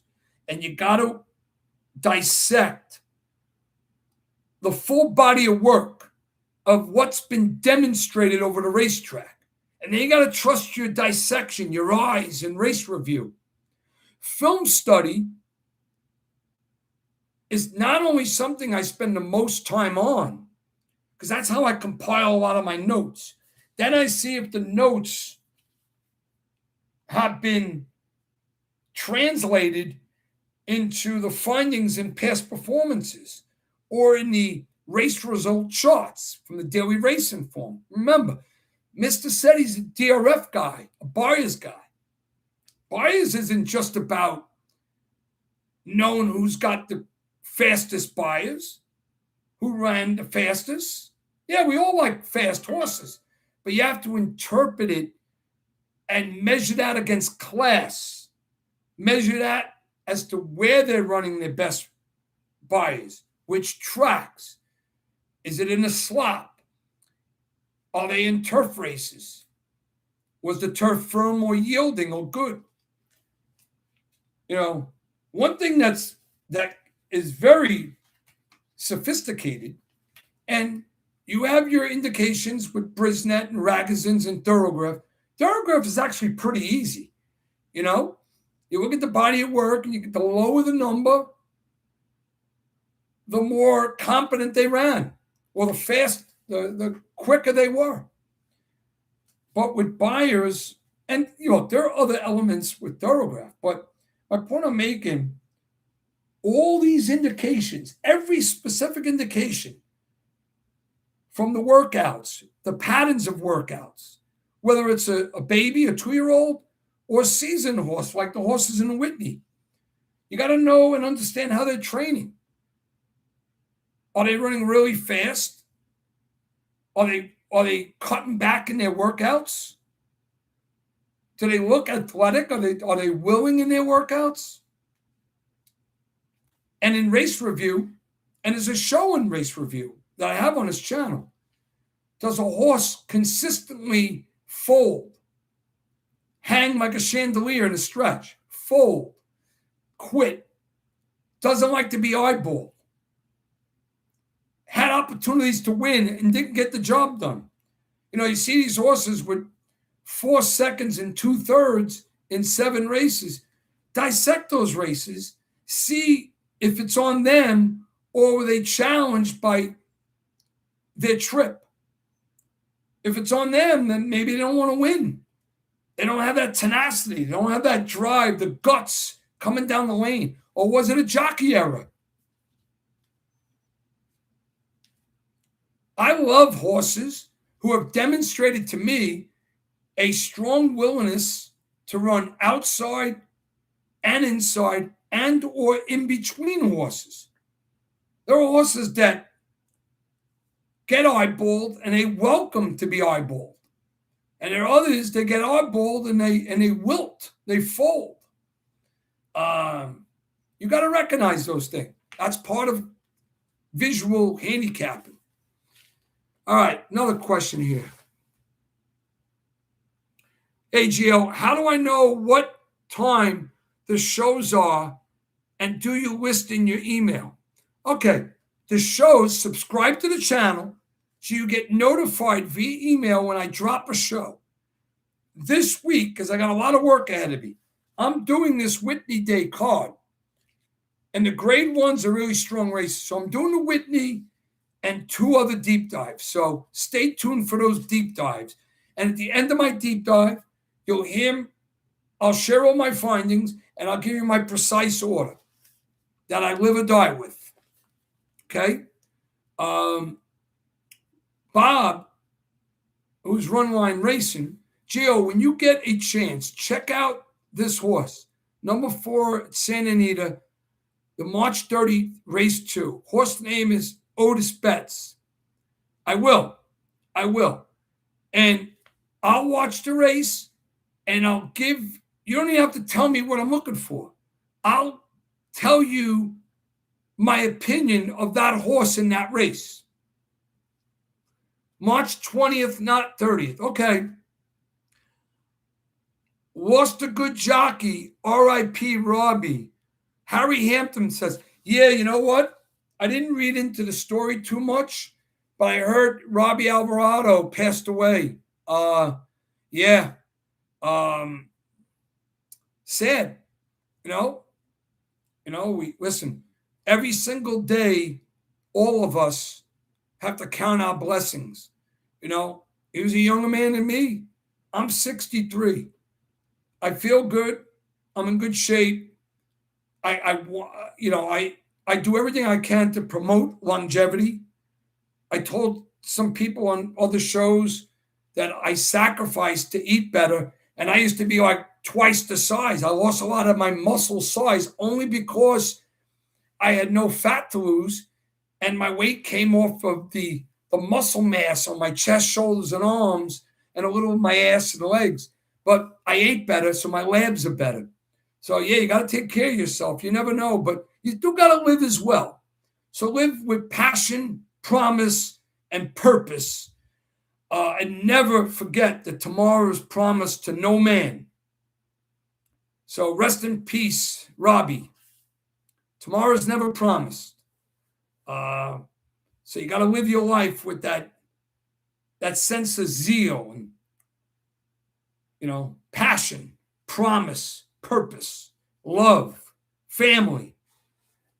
And if you have an interest, like horse racing, like NFL football, like Major League Baseball, maybe it's bowling. I haven't bowled in years, but I like to play golf. I'm not any good in golf because I don't have the time to hit balls. You got to practice to play golf, be a good golfer. I know that. But you could sharpen your saw. Now, what you do. If you've been following this Focus to the Finish channel, and I hope the lady, very sweet lady, a few people who I met during this recent trip to Saratoga, if you're watching the show, put a comment in and say, yeah, Gio, we spoke. I met you. I want to know, because I remember some of the names of the people I met because we shared our phone numbers and cell phones and pictures, but some I didn't. So, maybe they'll show up on the show. Ruben says, what is your daily double strategy? How do you know how many to use in each race? Very good question. I'll tell you what I do. Obviously, Mr. Setty's known for being decisive. Okay? So being decisive, doubles run throughout the day. They're rolling. So I don't want to be right, precise during any daily double opportunity and not get paid. So, but my disbursement amount and the level of the strength of my opinion. Again, to all those handicappers that have YouTube shows that make comments like, I like the 4-horse, but he's too short of a price for me. So they go on to somebody else. That's just silly. I told you, Mr. Setti, if I land on a horse and he's 4 to 5, that's who I land on as my top choice. If I land on a horse and he's 37 to 1, which has happened before many times, and obviously horses that are 8 to 1, 12 to 1, 15 to 1, and 2 to 5. But there are sequences where I like my daily double more than another sequence. So to answer your question, Ruben, all right, my daily double strategy is this. My best bets of the day, my top 3, are singles in my daily double. I never do a parade ticket or a cowboy ticket with daily doubles. The most I do is 1 by 2 by 3, meaning consecutively, but that would be classified as a pick 3. So let's talk daily doubles. I have my precise top, but if I really love a horse strong, I'll have a main double, which is 60% of my double disbursement, then my secondary double, which is 30% of my double disbursement, and then my last double is a saver, which is 10%. So, saying based on $100, it's a tall order because not everybody have hundreds as a budget for a race. So let's use $10 as a barometer. So if I had a strong horse, I played him to win. He's my lead in my triples and my exactas if I'm so inclined to play verticals. But if I'm going 3 deep in my pick 5, but I really like the horse, my double is going to be my top choice, and then the next 2 split. If I'm using 2, it's 80-20. If I'm using 3, it's 60-30-10. And you got to be consistent with that. The one thing you should never do, and forget about the guy on Twitter who posted a ticket, hey, I won. There's people who get $8,000 a month for their pension, their house is paid for, and they got a lot of money coming in, so they got money to burn. So they want winning tickets. So they'll play daily doubles 3 by 3. I never do that. Never do that. You got to be decisive on one of the ends of your double. I can understand under certain circumstances, maybe 2 by 2, maybe. But it's 1 by 2, 1 by 3, or sometimes 2 by 2 for daily doubles. Because you don't want to have too much that's a guaranteed losing ticket. Don't look at it as a way, I want more chances to win. And certainly don't go further than that. In my opinion, a guy who does 4 by 4 in doubles is tossing money in the street. I can understand I love a horse, say a 7-horse, whether he's 7 to 5 or 12 to 1. I love him, right? I can understand doing a 70% daily double with my top choice in the next race, or 20% daily double with my second choice, and a 10% my third choice. But then again, if I played the pick 5 and I use those 3 horses, then if I win with my top choice, then I'm alive in the pick 5. Then I may only want to play 1 key double. I'm telling you got to hold yourself accountable and keep a record of your daily double wages.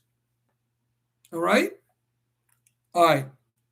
Mike Paradise sent jamming for 200 joules. Mike Paradise, good evening, Gio. All right, Mike, you missed the hour and a half. So I think you get a kick out of it because you follow the channel. Mr. Setti offered a lot of stuff. I gave Setti pearls. I talked a lot about the upcoming Saratoga card, upcoming shows, and my Saratoga trip. I even talked about some of the experiences there. Everything including me being celebratory, celebrating my son's 30th birthday. Yeah, it makes me an older guy, but I'm proud to say my son turned 30 and I'm 63. But thanks for joining the stream. Please like it. I know you subscribe to the channel. No, listen, you don't got to say, there's no apologies needed. On Twitter today or on my channel, I did a short. I said I may go live tonight. I may go live tomorrow. I may go live both nights. I may come back live on Thursday night. But I didn't have this schedule. I did it impromptu. Tonight. But I wanted to keep tonight somewhere in the area of an hour and 15, an hour 30. So I was going to be ending this. Buffalo Mike, welcome. Yeah. Watch the replay. I talk about a variety of things, and some people gave some good questions. And I'll be back this week. But please watch the replay. When I end this, it'll be on my channel under the live category. All right? Not under the video category, the live category. All right. Ruben says, I remember when you gave out an 80-1 on top on a show with John. Was that Seize the Gray? How do you find the top? No, I'll tell you a horse. I gave a horse in my doubles and pick 5 that was 106-1 in the Wood Memorial. I think it was 3 years ago. What was his name? Hold on. My God. It was definitely the Wood Memorial. He ran second. I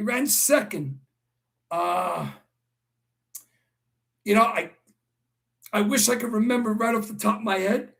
But yeah, listen, if you're following Mr. Society Man, Run Line Racing, if you go back to that show, Bob, on Past the Wire, I liked Society Man. I thought he was going to be 30, 40-1. He was a complete overlay. He went off 106-1, ran second. The exacta paid $1,000. I had it under the one horse who won. And another Wood Memorial, I had Lord Miles. You're right.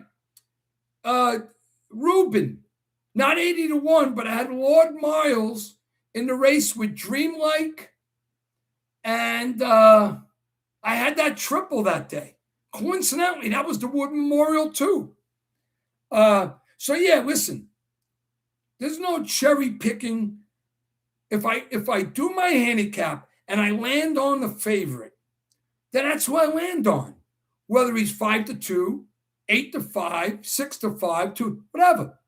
I've had 2-5 shots that I loved that broke bad and never hit the board. That can happen. But certainly because I write my own morning lines. Now, I printed these out because I got home from Saratoga and I was catching up. I just printed them out today. So David Aragona has his morning lines. I glanced at him already. Still going to write mine. And he's a nice guy. And he's pretty good at what he does. But Mr. said he trusts his own judgment. I make my morning lines. I do that with every track I handicap. Because think about this. How sweet is handicapping my race, my past performances. I make a horse to be 4-1. The track handicap, in this case, Naira, David Aragona, he makes the horse as a morning line at 12-1. The public gravitates towards that. Some people just take the top 3 favorites and put them in their pick 5s. That's not the right way to go. But they see 12-1. They really don't work on it. No good, not for me. Meanwhile, I looked at that horse as being 3 or 4-1. I welcome that because I want the public to gravitate towards that morning line. I trust Mr. Setti's morning line. I respect some morning line makers. The guy over who does Churchill Downs, forgot his name, is a good guy. Some people, and Naira I talk about, I'm friends with. I have a lot of respect for Matt DeSantis because I like his method of handicapping and his references towards the bloodlines, the pedigree. Understands, campaigns. I like that. And I listen to other people where I might as well mute them because I don't want to listen to them because I'm not interested. But morning lines are very important towards your game planning because the general public gravitates towards morning line. But those Lord Miles and Society Man, I made in my handicaps, and the public dismissed them as being no shot. And yeah, second at 106-1 and winning at 40-1. But those are just two examples. I'm doing this 40 years. Speaking of big prices, when the Kentucky Downs meet comes, I told you, a lot of the big boys at Saratoga, the jockeys, when Kentucky Downs goes head to head with Saratoga, they're going to go to Kentucky Downs because of the purses. And those fields are big. And yeah, it's a tough handicap. It's all turf, but there's opportunity there because that's known for a significant amount of overlays. And in this game, we want overlays. But for Christ's sake, if you love a horse, never move off of him. And please, if you public handicappers to do what I do, have your own YouTube shows, and you're watching this, stop saying he's too short of a price. I like him, but I'm not going to bet him at that price. That's just, you shouldn't be speaking that way. If you like him, you like him. Increase your bet. Find value in a horizontal or vertical. But don't go to someone else because he's got a more accommodating price. So, yeah, I'm true to the bone. If I handicap a race maiden special and I land on a horse that's 22-1, then that's my top choice. Or if I land on a horse that's 4-5 with IRAD, that's my top choice. Gabish. And Run Line, Bob, thanks for coming up with Society Man. And you know what? I wanted him to win, but I still hit the exacta. It would have been wonderful if he hit the horizontals, but that Lord Miles race, it was Lord Miles, Dreamlike, and I can't remember who the third horse was. They were all on the wire together. Watch the Lord Miles Wood Memorial on YouTube. Great finish. Run Line St. Ruben, watch Gio's video on handicap in session, the importance of race review film study. Yeah, thank you, man. I really appreciate that because let me tell you something. One thing, and here I'm going overtime for you guys. One thing I say to people, distractions are the biggest killer in this game. But just like people research companies to invest in the stock market conservatively by buying mutual funds, we know who the big boys are. I own S&P VOO, VOO. It's made up some of the biggest companies in the world, right? And, you know who they are, Microsoft, Telsa, Google. I can't lose with that. They had a big day today. But you could buy calls or puts, more riskier things, but you research the company. So if you're truly handicapped, one guy I recently spoke to, he says, Gio, I could look at a race and handicap it in 5 minutes. And he claims if you handicap long, you're going to handicap wrong. And I told him, okay, I can understand if I was at a simulcasting center and had an hour and I needed the action and I had no time to review races, I could go through a race in 15 to 20 minutes and put myself in a favorable position to win based on buyer numbers, based on my knowledge of the pedigree, based on my knowledge of the campaigns, based on my knowledge of the workouts, based on my knowledge of the jockeys, the distance, the track condition, this, that, and the other thing. I could put myself in a, but soup to nuts, tooth to nail, leaving no stone unturned. Race review and workout review draws the best picture for yourself to determine how you feel the race will unfold. And I can't tell you how often I'm right. Being right doesn't mean you're cashing a ticket, because there's other contributing factors that are beyond your control. But most of the time, not so much this past weekend, but most of the time, I'm in the thick of things. If my top choice or my second choice don't win, it's my third or fourth choice. That's why I got some heavy lifters who follow me. They have more capital to bet. Some of them just wing it and play a cowboy pick five, just using my strongest opinion. They go 4 or 5 deep. I don't do that. But yeah, it's nice to be competitive. It's nice to be in the mix. You don't want to be handicapping and you got no action. Your horses are dead in the water. They're out of it. But just remember the circumstances that are beyond your control, and the collusion, the dirty jockeys, the dirty bonds, the dirty vets, the envelope. All right? I wish I had a box of my business envelopes. Here's a piece of mail. The envelope is a big weapon on race day. So if it's a 12,500 claimer, a few jockeys in a race, their agent's not getting the mounts, they're not making any money, they'll cooperate. What's it to them? They're losing anyway. So they cooperate in a race with good horses, don't run, and then pow, a horse shows up and wins, and you're scratching his head. And how did that happen? All right, a few more questions, and then we'll wrap it up soon.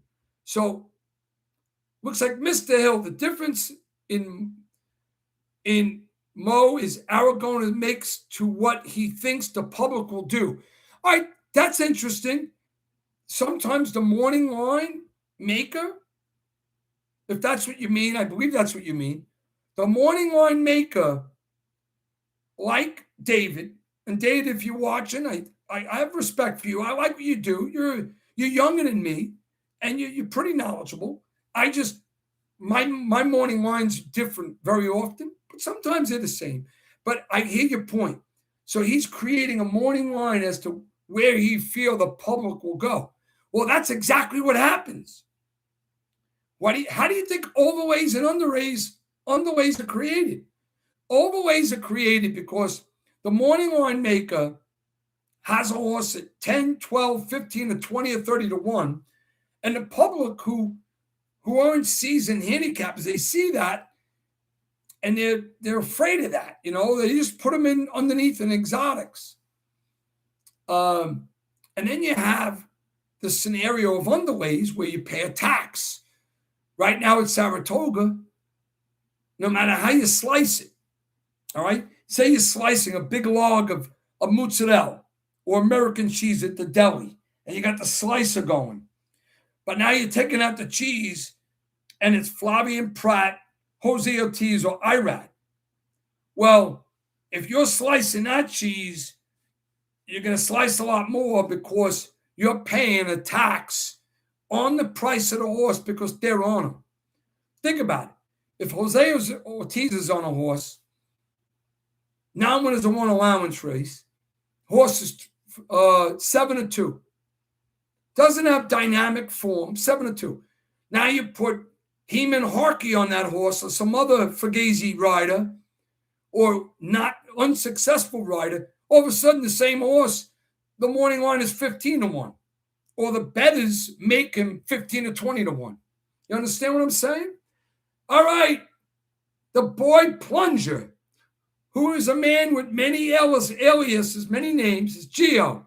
What advantages did you have live at Toga versus home or on TV? Good question. First of all, when I've gone to Saratoga with my buddy, who's a big time horse player, and I'm his consigliere, meaning he doesn't handicap, I handicap, I say, he plays. Those days, I did all my work beforehand, but my observations are very direct, very keen, very focused. What happened this past 5 days? Now, the 2-year-old races that I wasn't right on, that can happen to any handicap at any time. You know, the workouts look good. The horses look nice strides in workouts. They had good times. The connections typically prepare their horses on debut. The rider's been hot. He or she seemed to fit for the distance. The bloodline said yes, and then the horse doesn't run and finishes 6, 12 lengths off. That's because circumstances beyond our control. It's a racehorse. Wasn't ready that day. But then you got to take all your work that you did and embrace that for another time. Keep your notes. You know, these were my findings. These were my findings. This is the performance. And now he's in my virtual stable, or she's in my virtual stable, because I don't want that work to be lost. That's when you're wrong, or even when you're right. You project the campaign that lies ahead. So what advantages live at Toga? If I'm with my buddy in reserve seats, not bouncing around, no drinks, not accommodating my son and his girlfriend, not buying rounds of drinks for at the Jim Dandy bar or 4-Star Day bar, not bouncing around to the apron, back to the seats or grandstands, not getting a wood-fired pizza and eating it. I'm not saying I wasn't focused with my work, but I had distractions. So it depends on my trip. So to answer your question, I think I made myself clear. Do I have more of an advantage home? Probably, because I'm in this office, the SETI compound. I'm watching every move on the board. So I'm prepared horizontally. I'm prepared vertically. I know what I'm betting during the race. I know what I'm looking for in the paddock. I'm prepared prior to the first race with ticket structure, and I see how the races are unfolding. It's concentrated. But now, if I'm doing that and I'm making dinner for a young lady in the kitchen and I'm worried about things on the stove and I'm doing that, then that's a distraction. So then home becomes less focused or more of a distraction than being at the track.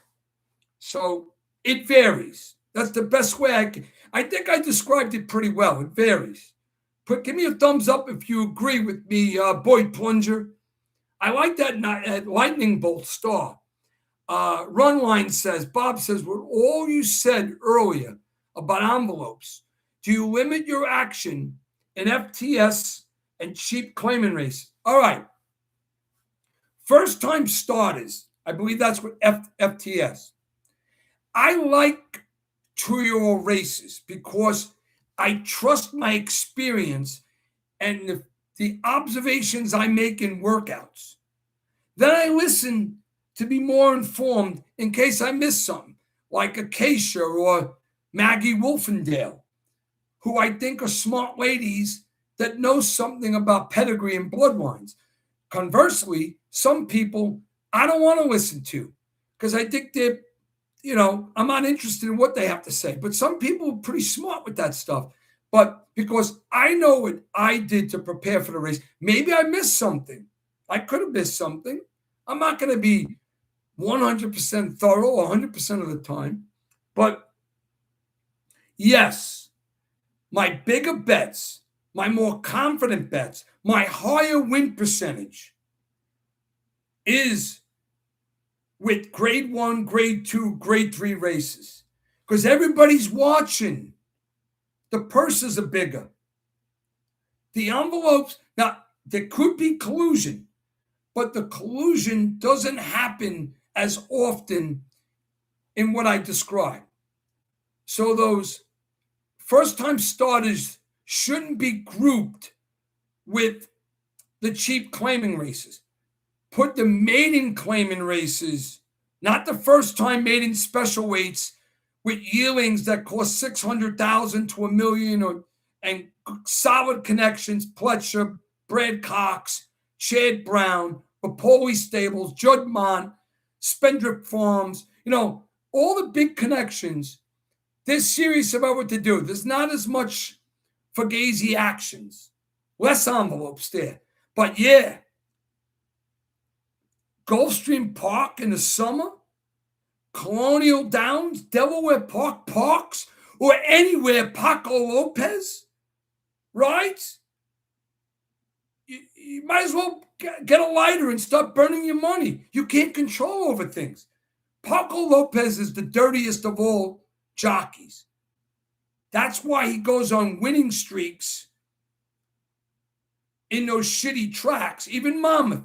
Yeah, I'm calling Monmouth. I shouldn't use that word, but Monmouth is very disappointing because I embraced it and spoke highly of it for years. Now, in the peak of summer, Saturday and Sunday cards got 8 races. And Paco's not even there. But think about this. It's common sense. When jockeys have win percentages in the single digits, how are they feeding their families? The agent's not getting amounts. The only way they can make money is to work something out. Envelopes. If you're a jockey, right? Your agent's not getting your mounts. You're not winning many races. You got some minor rewards.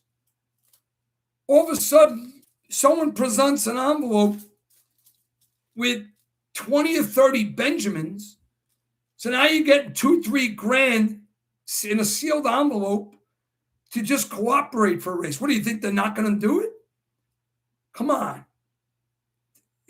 That happens too often. And if you don't think it happens, then I got a barn to sell you. Trust me, there's a lot of that activity. So yeah, for the comment that you made, no. First time starter races, I like to play. Maiden claimers, how often do you see a maiden claimer go 3 or 4 or 5 races, ugly form, poor buyers, just no stride, 6x18, 4 races in a row, and all of a sudden at 35-1 they run second. You're trying to tell me there was no race? Oh, he just woke up and said, you know what? I feel good today. I'm going to run much better. Now, a lot of times they know that the horse has the talent, but between this guy, and this guy, they've made arrangements for some trailing races, and then pow, the right time. The 4th race at Gulfstream Park, $10,000 claiming race where they all beat each other anyway. Yeah, there's much higher risk factors in those races. So the integrity or your success, especially as a handicapper and as a horse player, will increase by you playing the more manageable, higher purse races. Now, I don't want to sound like a hypocrite. If there's a 14 race card at Saratoga on Saturday, Mr. Setti handicaps the whole card, I'm going to play the maiden specials.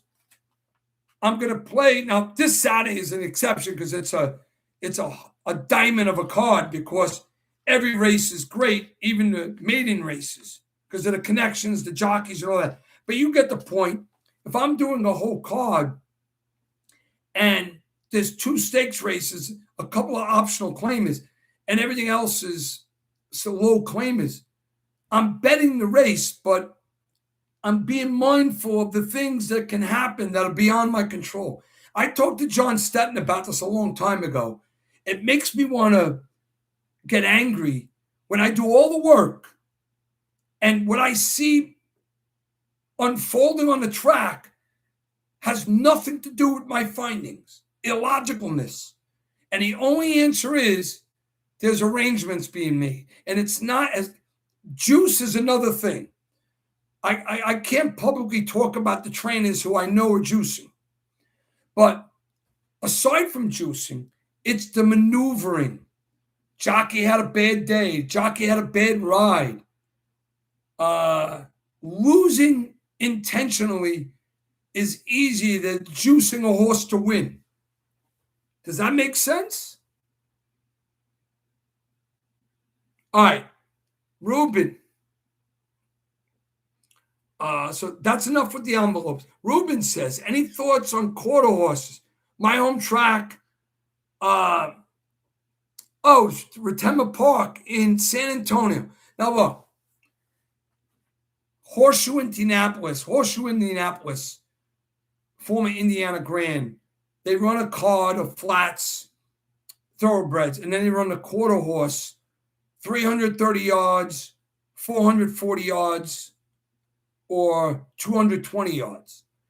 So the quarter horses, if you're going to be engaged in that process, and you're right, that track, I know there's another track in Louisiana. I don't know if it's Delta Downs or I know there's Evangeline maybe. I'm not sure, but I don't play many of those night tracks. But the tracks that do have those quarter horse races, my recommendation is to hone the craft, know the trainers, watch the workouts.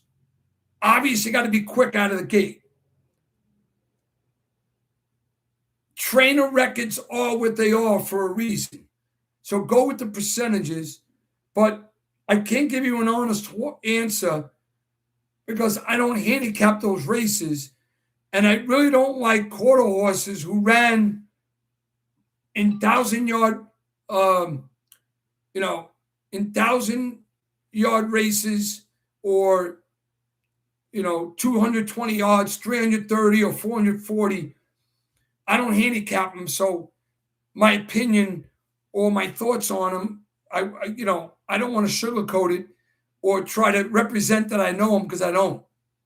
And those barns or there's probably collusion there too, because obviously if a horse breaks sideways, he's at a disadvantage, right? I don't know if the CAWs are involved in quarter horses. There's another quarter horse track. I think it's in Oklahoma. Maybe someone will post it. I think they run a lot of quarter horses. The quarter horse racing that I've been seeing is at the tail end of the Horseshoe Indianapolis cards. So I've watched a few. All right, Boy Plunger again. Gio, how much is it to get into Toga now? Well, the entry, the fee for general admission is $10. So one day I had reserved seats. Obviously, it depends on the section. You could, and the day. Whitney Day, forget about it. If you're going to be around the finish line, section B, C, E, or D, regardless of the row, you're going to pay a tax on that. You're going to pay a premium. Those seats will be $300, $400, $500 each. The further you're up the track, 16th pole, 8th pole, quarter pole, top of the stretch, because you're away from the finish line, it's less cost.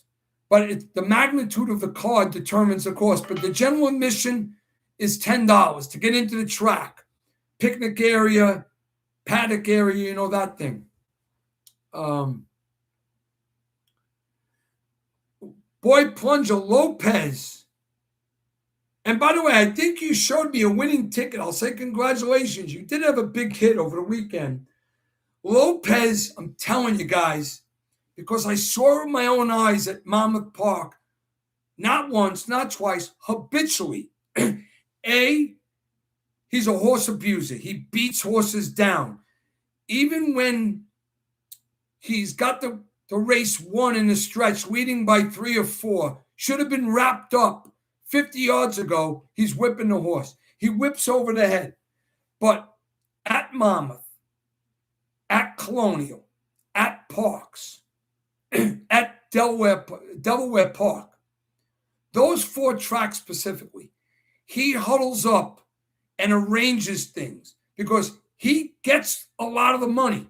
Like, by the way, Colonial, Samuel Marin is a flat-out better rider than him. Whether you agree with me or disagree, trust me, all in riding talent, he's a better rider. That's my opinion. I'm entitled to it. He's nowhere near the elite. I'm going to do a show breaking down the top 25 jockeys and strengths of each jockey. Not sure everybody watching the show, we all know who the top 4 or 5 are. But I'll go past that. But Boy Plunger says Lopez stiffed him. Yeah. You know why Lopez is 3rd, 4th, or 5th, or completely off the board as an underlay?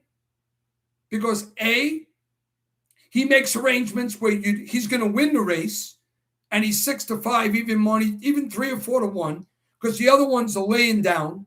And then there's races where he lays down because he's getting all the money.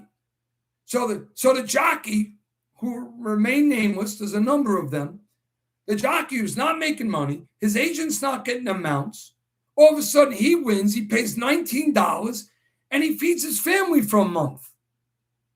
This makes sense, guys. Ladies and gentlemen, that's the reality of the game. And it sucks for guys like me because I'm a purist. I do the work. I don't want someone cheating me, but they do.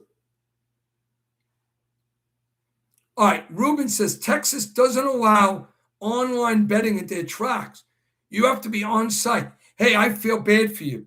You know, someone I know is at close to Lone Star Park in Texas, and we were talking about a couple of trainers there. And I said, listen, we cultivate interest. Mr. said he lives by himself down the Jersey Shore because I used to live in New York. I used to work in Manhattan. I don't want to live in New York anymore. If someone called me today, hey, Gio, I like what you do. Let me get my cell phone. I like what you do. I want you to move to Manhattan. I want you to stay in an apartment in Soho. It's normally $5,000 a month, but I'm a rich guy. I want you to live there for nothing. You know what I would say? No, I don't want it. Mr. said he don't want to live in Manhattan. And that's New York. That part of my life is done. I like where I am. As for racing, you have to go and live and plant your seed where you're most comfortable. Same thing with other professional sports or the beach. You can't live in the desert if you love the beach, right? So live on the coast. Now I got to make a decision down the road. When my son gets married, does he live in New Jersey? He's on Staten Island in New York. My daughter gets married. She loves North Carolina. She lives in North Carolina. She's a graduate of Duke. She lives there. I miss her. That's where, as a young adult, she wanted to make her life. We make decisions. We make choices, then our choices make us. So you're speaking of Texas.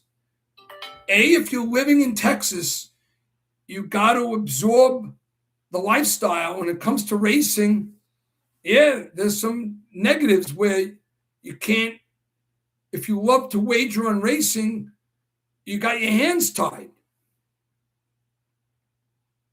Buffalo Mike says Remington Park in Oklahoma has court. That's what I was thinking about. Remington Park in Oklahoma. Delta Downs is in Louisiana. Yeah, so Delta Downs, I believe, is south of the fairgrounds. I don't know how close they are, but now you think Delta Downs is on the up and up, whether they have quarter racing or flats, regular thoroughbred racing? Who's betting Delta Downs during the week? The biggest criminals is Park. Now, Parks has a few good jockeys. I like Michael Sanchez. The guy, Ruben Silveira, who rides at Naira, who used to ride at Parks, he was riding at Aqueduct. I hope he rides at Belmont because he's developed. But you got to look at the whole jockey colony and say to yourself, when you're home relaxing on your couch, not while you're watching a movie, give it some thought and say, you know what, Gio brought this up. Kind of makes sense. If the jockey's not winning races or he's not getting mounts, what does he work at the Home Depot? How many jockeys you see working at the Home Depot? Wearing the Home Depot apron? I don't know.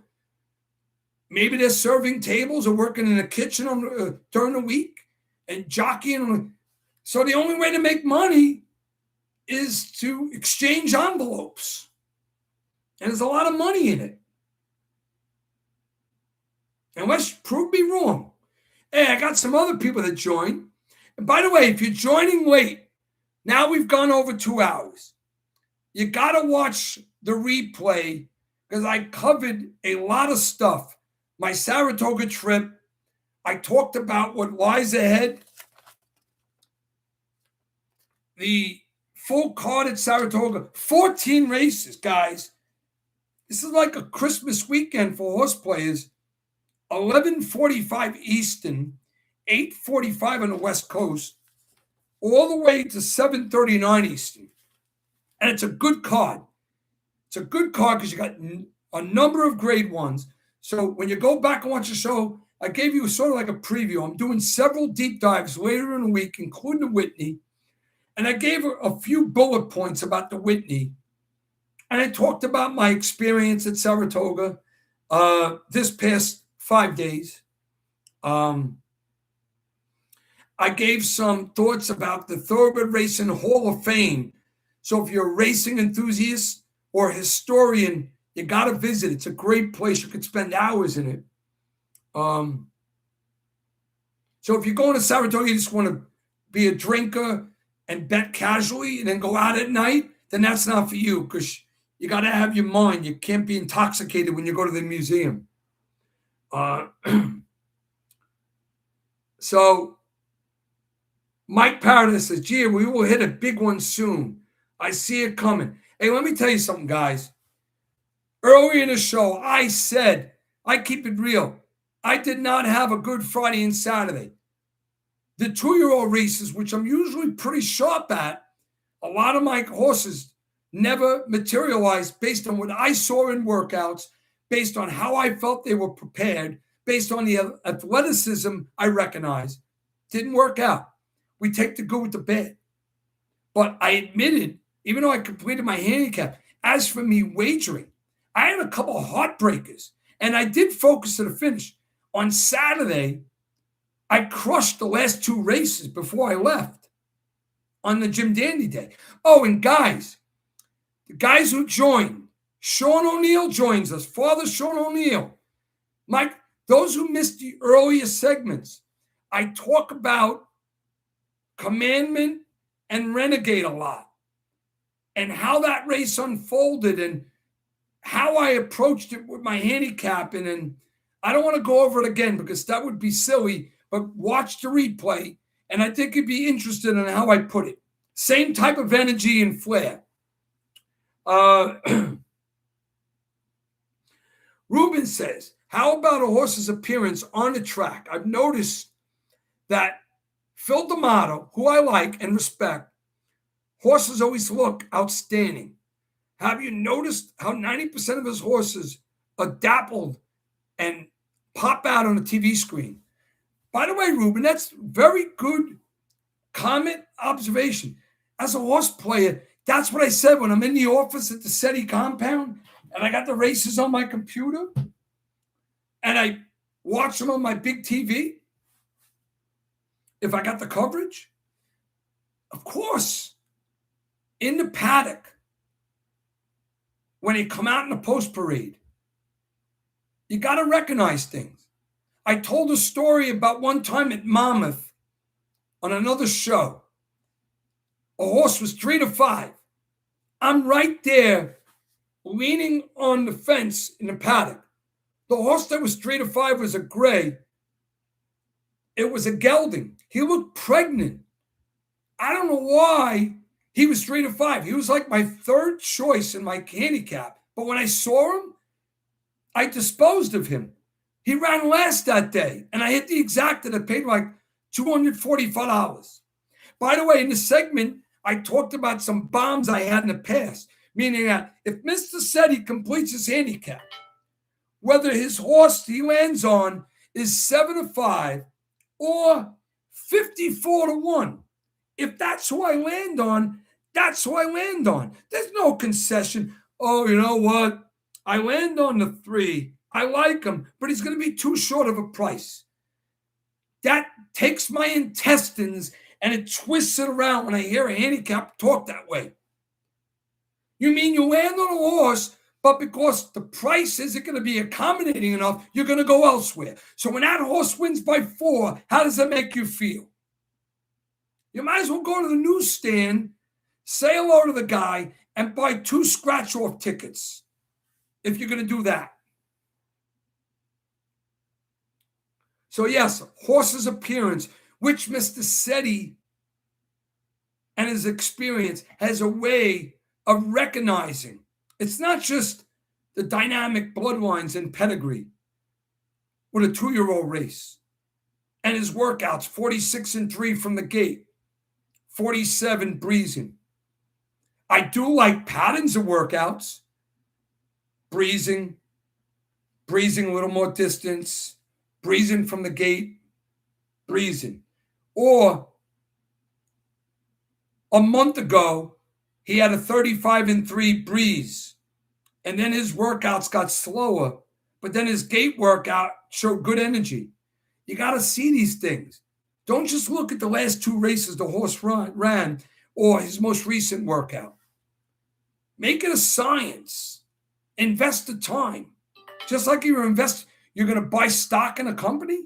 You research the company, research the horse, spend the time, or rely on somebody like me that's a passionate mental case that does the work for you. All right, Boy Plunger, Gio, what would your max bet be per race on a $1,000 bankroll? Good question. By the way, you mind if I got another bottle of water? I'll be right back, and you could look at my chair for 1 minute. I'll be right back. I need another water.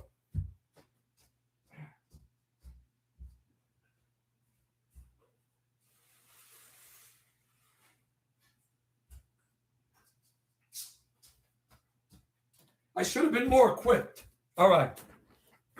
I'm back. Since we got a big crowd of 22 people, everybody here better hit that like button, and you better subscribe if you want my deep dives from this week. So I got to catch up to some questions and comments. So on a $1,000 bankroll, say you have $1,000 for the Whitney card. All right? If I handicap the whole card, obviously I want to have good capital for the grade 1s.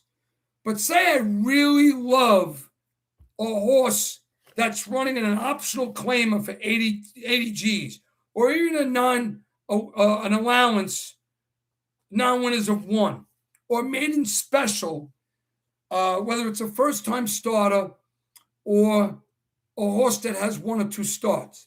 Like I said, earlier in the show, we talked a lot about that. But how I would disperse a $1,000 bankroll. You know what I do very well?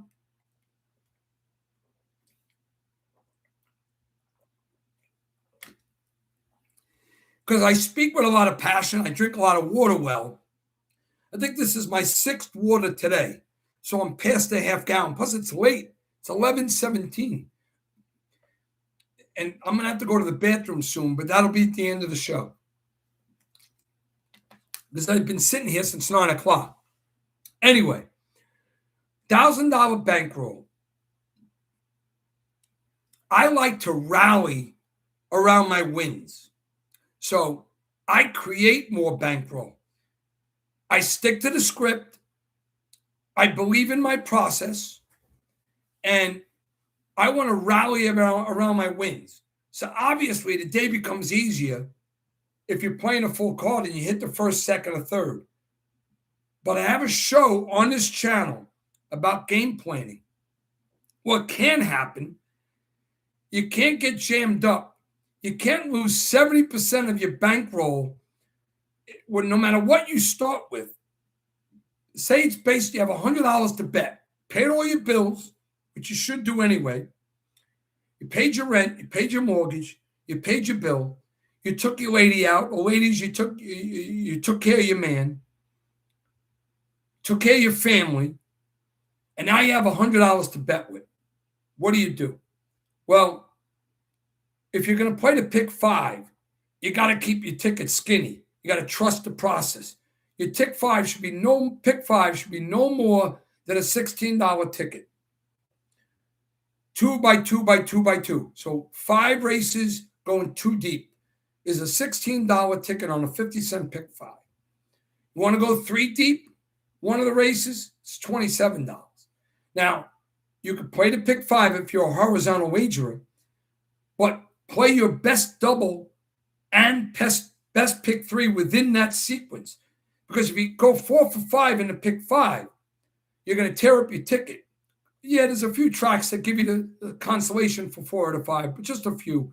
One of them meets at Keeneland, one of them meets at Gulfstream and Turfway Park in the winter. But forget about 4 for 5. It's a beautiful thing. If you play the pick 5, because you like to play them, and you finance the pick 5 ticket with a daily double win, sometimes you get 5 times the cost of your pick 5 ticket with your daily double hit. So you got to focus, you got to trust your process and disperse your monies, because the worst thing can happen to a horse player is that you handicap a card. Yeah, the best races are generally the second part of the card. And you lost by heads, noses, you were off the board, you tore up every ticket, and now it's race 6 and you have no more money left. So if you're at the track, you're in the cash machine, or you're depositing more. And there's nothing wrong with that. But you're on tilt. You gotta practice money management. But don't skip a race if you handicapped it, because that's another thing that amazes me. People say they handicap a card, but they only bet 4 races. Okay, so you handicap the card. So 6 races you handicap, your top choice crushes it, and you made no money. And the 4 races that you decided to wager on, you ran third 3 times and you were off the board once. So you had a complete wipeout day. By the way, earlier in the show, I talked about holding yourself accountable and knowing where your strengths are and how you have to sharpen your saw and how you have to, I had a losing last week of July, but I still crushed it in July. So July gave me a nice profit, not just a profit, even though I had a bad week the last week. And I also talked about you can have your best week during a losing month, and you can have your worst week during a winning month. One other thing here. Sean O'Neill. Sean, I love you, man. Thanks for showing up. And thanks for mentioning my name on that other show with Alex. I like the guy. And when you mention my name, don't just say Gio next time. Say Gio Setti, so more people can hear it. But I tell you, I was touched when that little lady, she had to be 75 to 80 years old, stops me in my tracks at Saratoga on the reserve seating level. She stopped me. You're Gio, the precise guy. She stopped me. I was with my son and we started talking. It was really cool. But Sean, don't have to apologize. You were doing film study for Saturday's card. I love that, Sean. Film study, race review, workouts, paramountly important, essentially important in handicapping and being thorough, because you're recognizing ability, you're recognizing athleticism, you're recognizing if a horse is comfortable running inside, running outside, running in between horses. If the form is being true, if you're a daily racing form guy, reading buyers, interpreting things, if the comment at the end of the finish is accurate, because a lot of times they don't list something that actually happened. Or if you read a race chart at a daily racing form where they describe how the race unfolded, some things go unnoticed. So good job. And Sean, I liked your performance and what you had to share on Alex's show. And for those of you who don't know Sean, he's a priest. And I got a big kick out of that. A man of God who's into horse racing. But I'll tell you, earlier on the show, I talked about all the maneuvering and the collusion and things far beyond our control that's happening in the barns, passing envelopes, cash. That happens. And we're powerless over that. Boy Plunger, Gio, have you ever bench press a Muscle Beach, Venice in Bustle? Oh, so if you want, back in my 20s and 30s, I was and I'm still pretty muscular, but like I said to a lot of people, I intentionally, some people actually thought I was sick maybe. I'm not sick. I'm 5'8". I weighed 195. I was nothing but muscle. My arms, my shoulders, my chest, my back, even my stomach. My legs were average. I didn't have chicken legs, but they were average. But when my labs came out bad, in the winter of January of 25, January 24. No, January 25, because we're in August of 26. Doctor said, because my diet was, I have a passion for food and drink. So I don't drink much alcohol, but I like drinking wine with dinner. And I would have a drink here and there, but it's not about alcohol. It's about me being a great white shark. And I used to eat everything. If I ate bacon, I ate a pack of bacon. If I had 3 eggs and potatoes and a bagel for breakfast, I had cake and cookies too. I ate a lot of processed stuff. I eradicated processed foods. I cheated a little when I was in Saratoga. I had a hot dog and I had some other things, but it's moderation. But anyway, by me changing the way I ate and drinking a lot more water, I changed from 195 in my height to 175. And where did the weight come off? I didn't have no extra weight.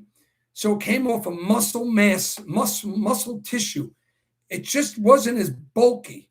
So I still got big guns, but they're not as big as they were 2 years ago, when the Past the Wire guys were calling me Big Guns Gio. Anyway, to answer your question, I was never doing things in Venice, California, and I always believed in one thing. This is the old school me. When I went to the beach with my family or with a girlfriend or when in my marriage years, when I left the sand and went onto the boardwalk, a real man doesn't walk on a boardwalk bare-chested. Put a T-shirt on, put a tank top on. Respect the families that are walking and dining on a boardwalk. Now, the beach or poolside, different story. Wear a bathing suit. I'm not going to wear one of those. What do you call those? Starts with an S. I can't remember. I wore a normal bathing suit. So on a sand or poolside, I'd be shirtless. But if I went to the boardwalk to get a pizza or use the bathroom, I put on a shirt. Just like ladies that got a lot of class. If they go to the boardwalk, they'll wear like that genie thing that it covers their bikini top. It's classy. Because if you're going to go with your 4-year-old daughter to go get a slice of pizza, you don't got to be on display in the pizzeria. Put a shirt on. Speedo, haha. Yeah, I never wore that. So, yes, I was a big muscle guy, but I was always, even if I washed my car in front of the house, I respected my neighbors. I wore a tank top.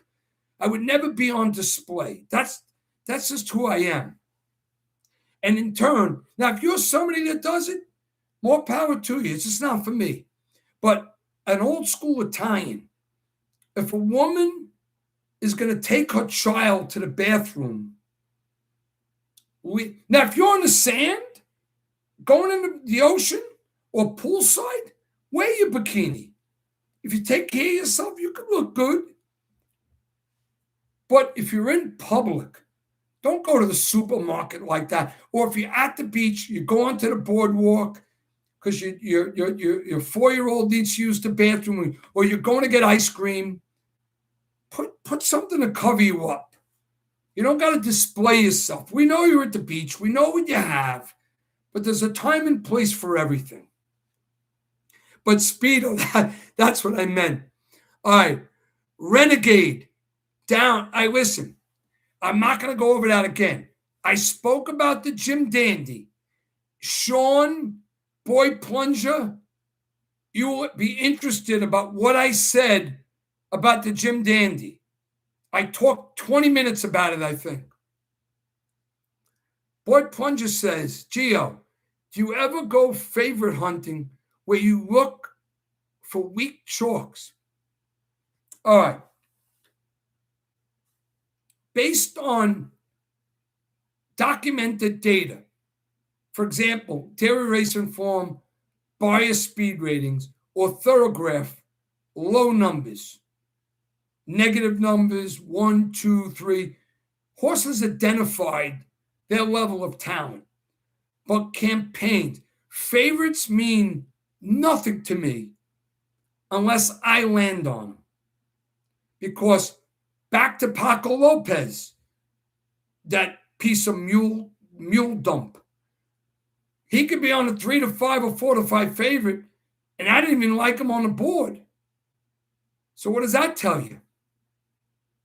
Sean says, I'll check it out the rest of the show later for sure. Yeah, please do, Sean.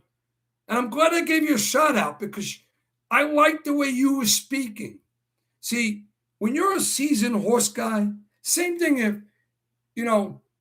say you're a seasoned Major League Baseball historian, you can only fake it to make it only so long.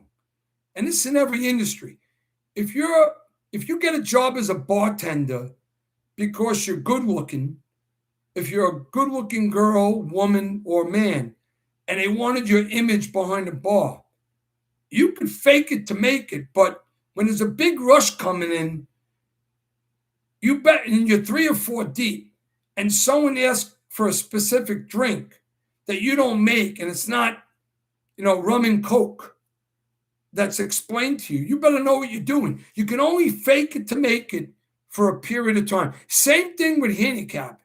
So when I listened to Sean talk, I liked what Sean had to say. And believe me, with horse racing, there was this guy on FanDuel, forgot his name. Some guys I respected, but every time he spoke, my intestines were turning because I didn't like anything he said. He was faking it to make it. Meanwhile, somebody like me, and this is not a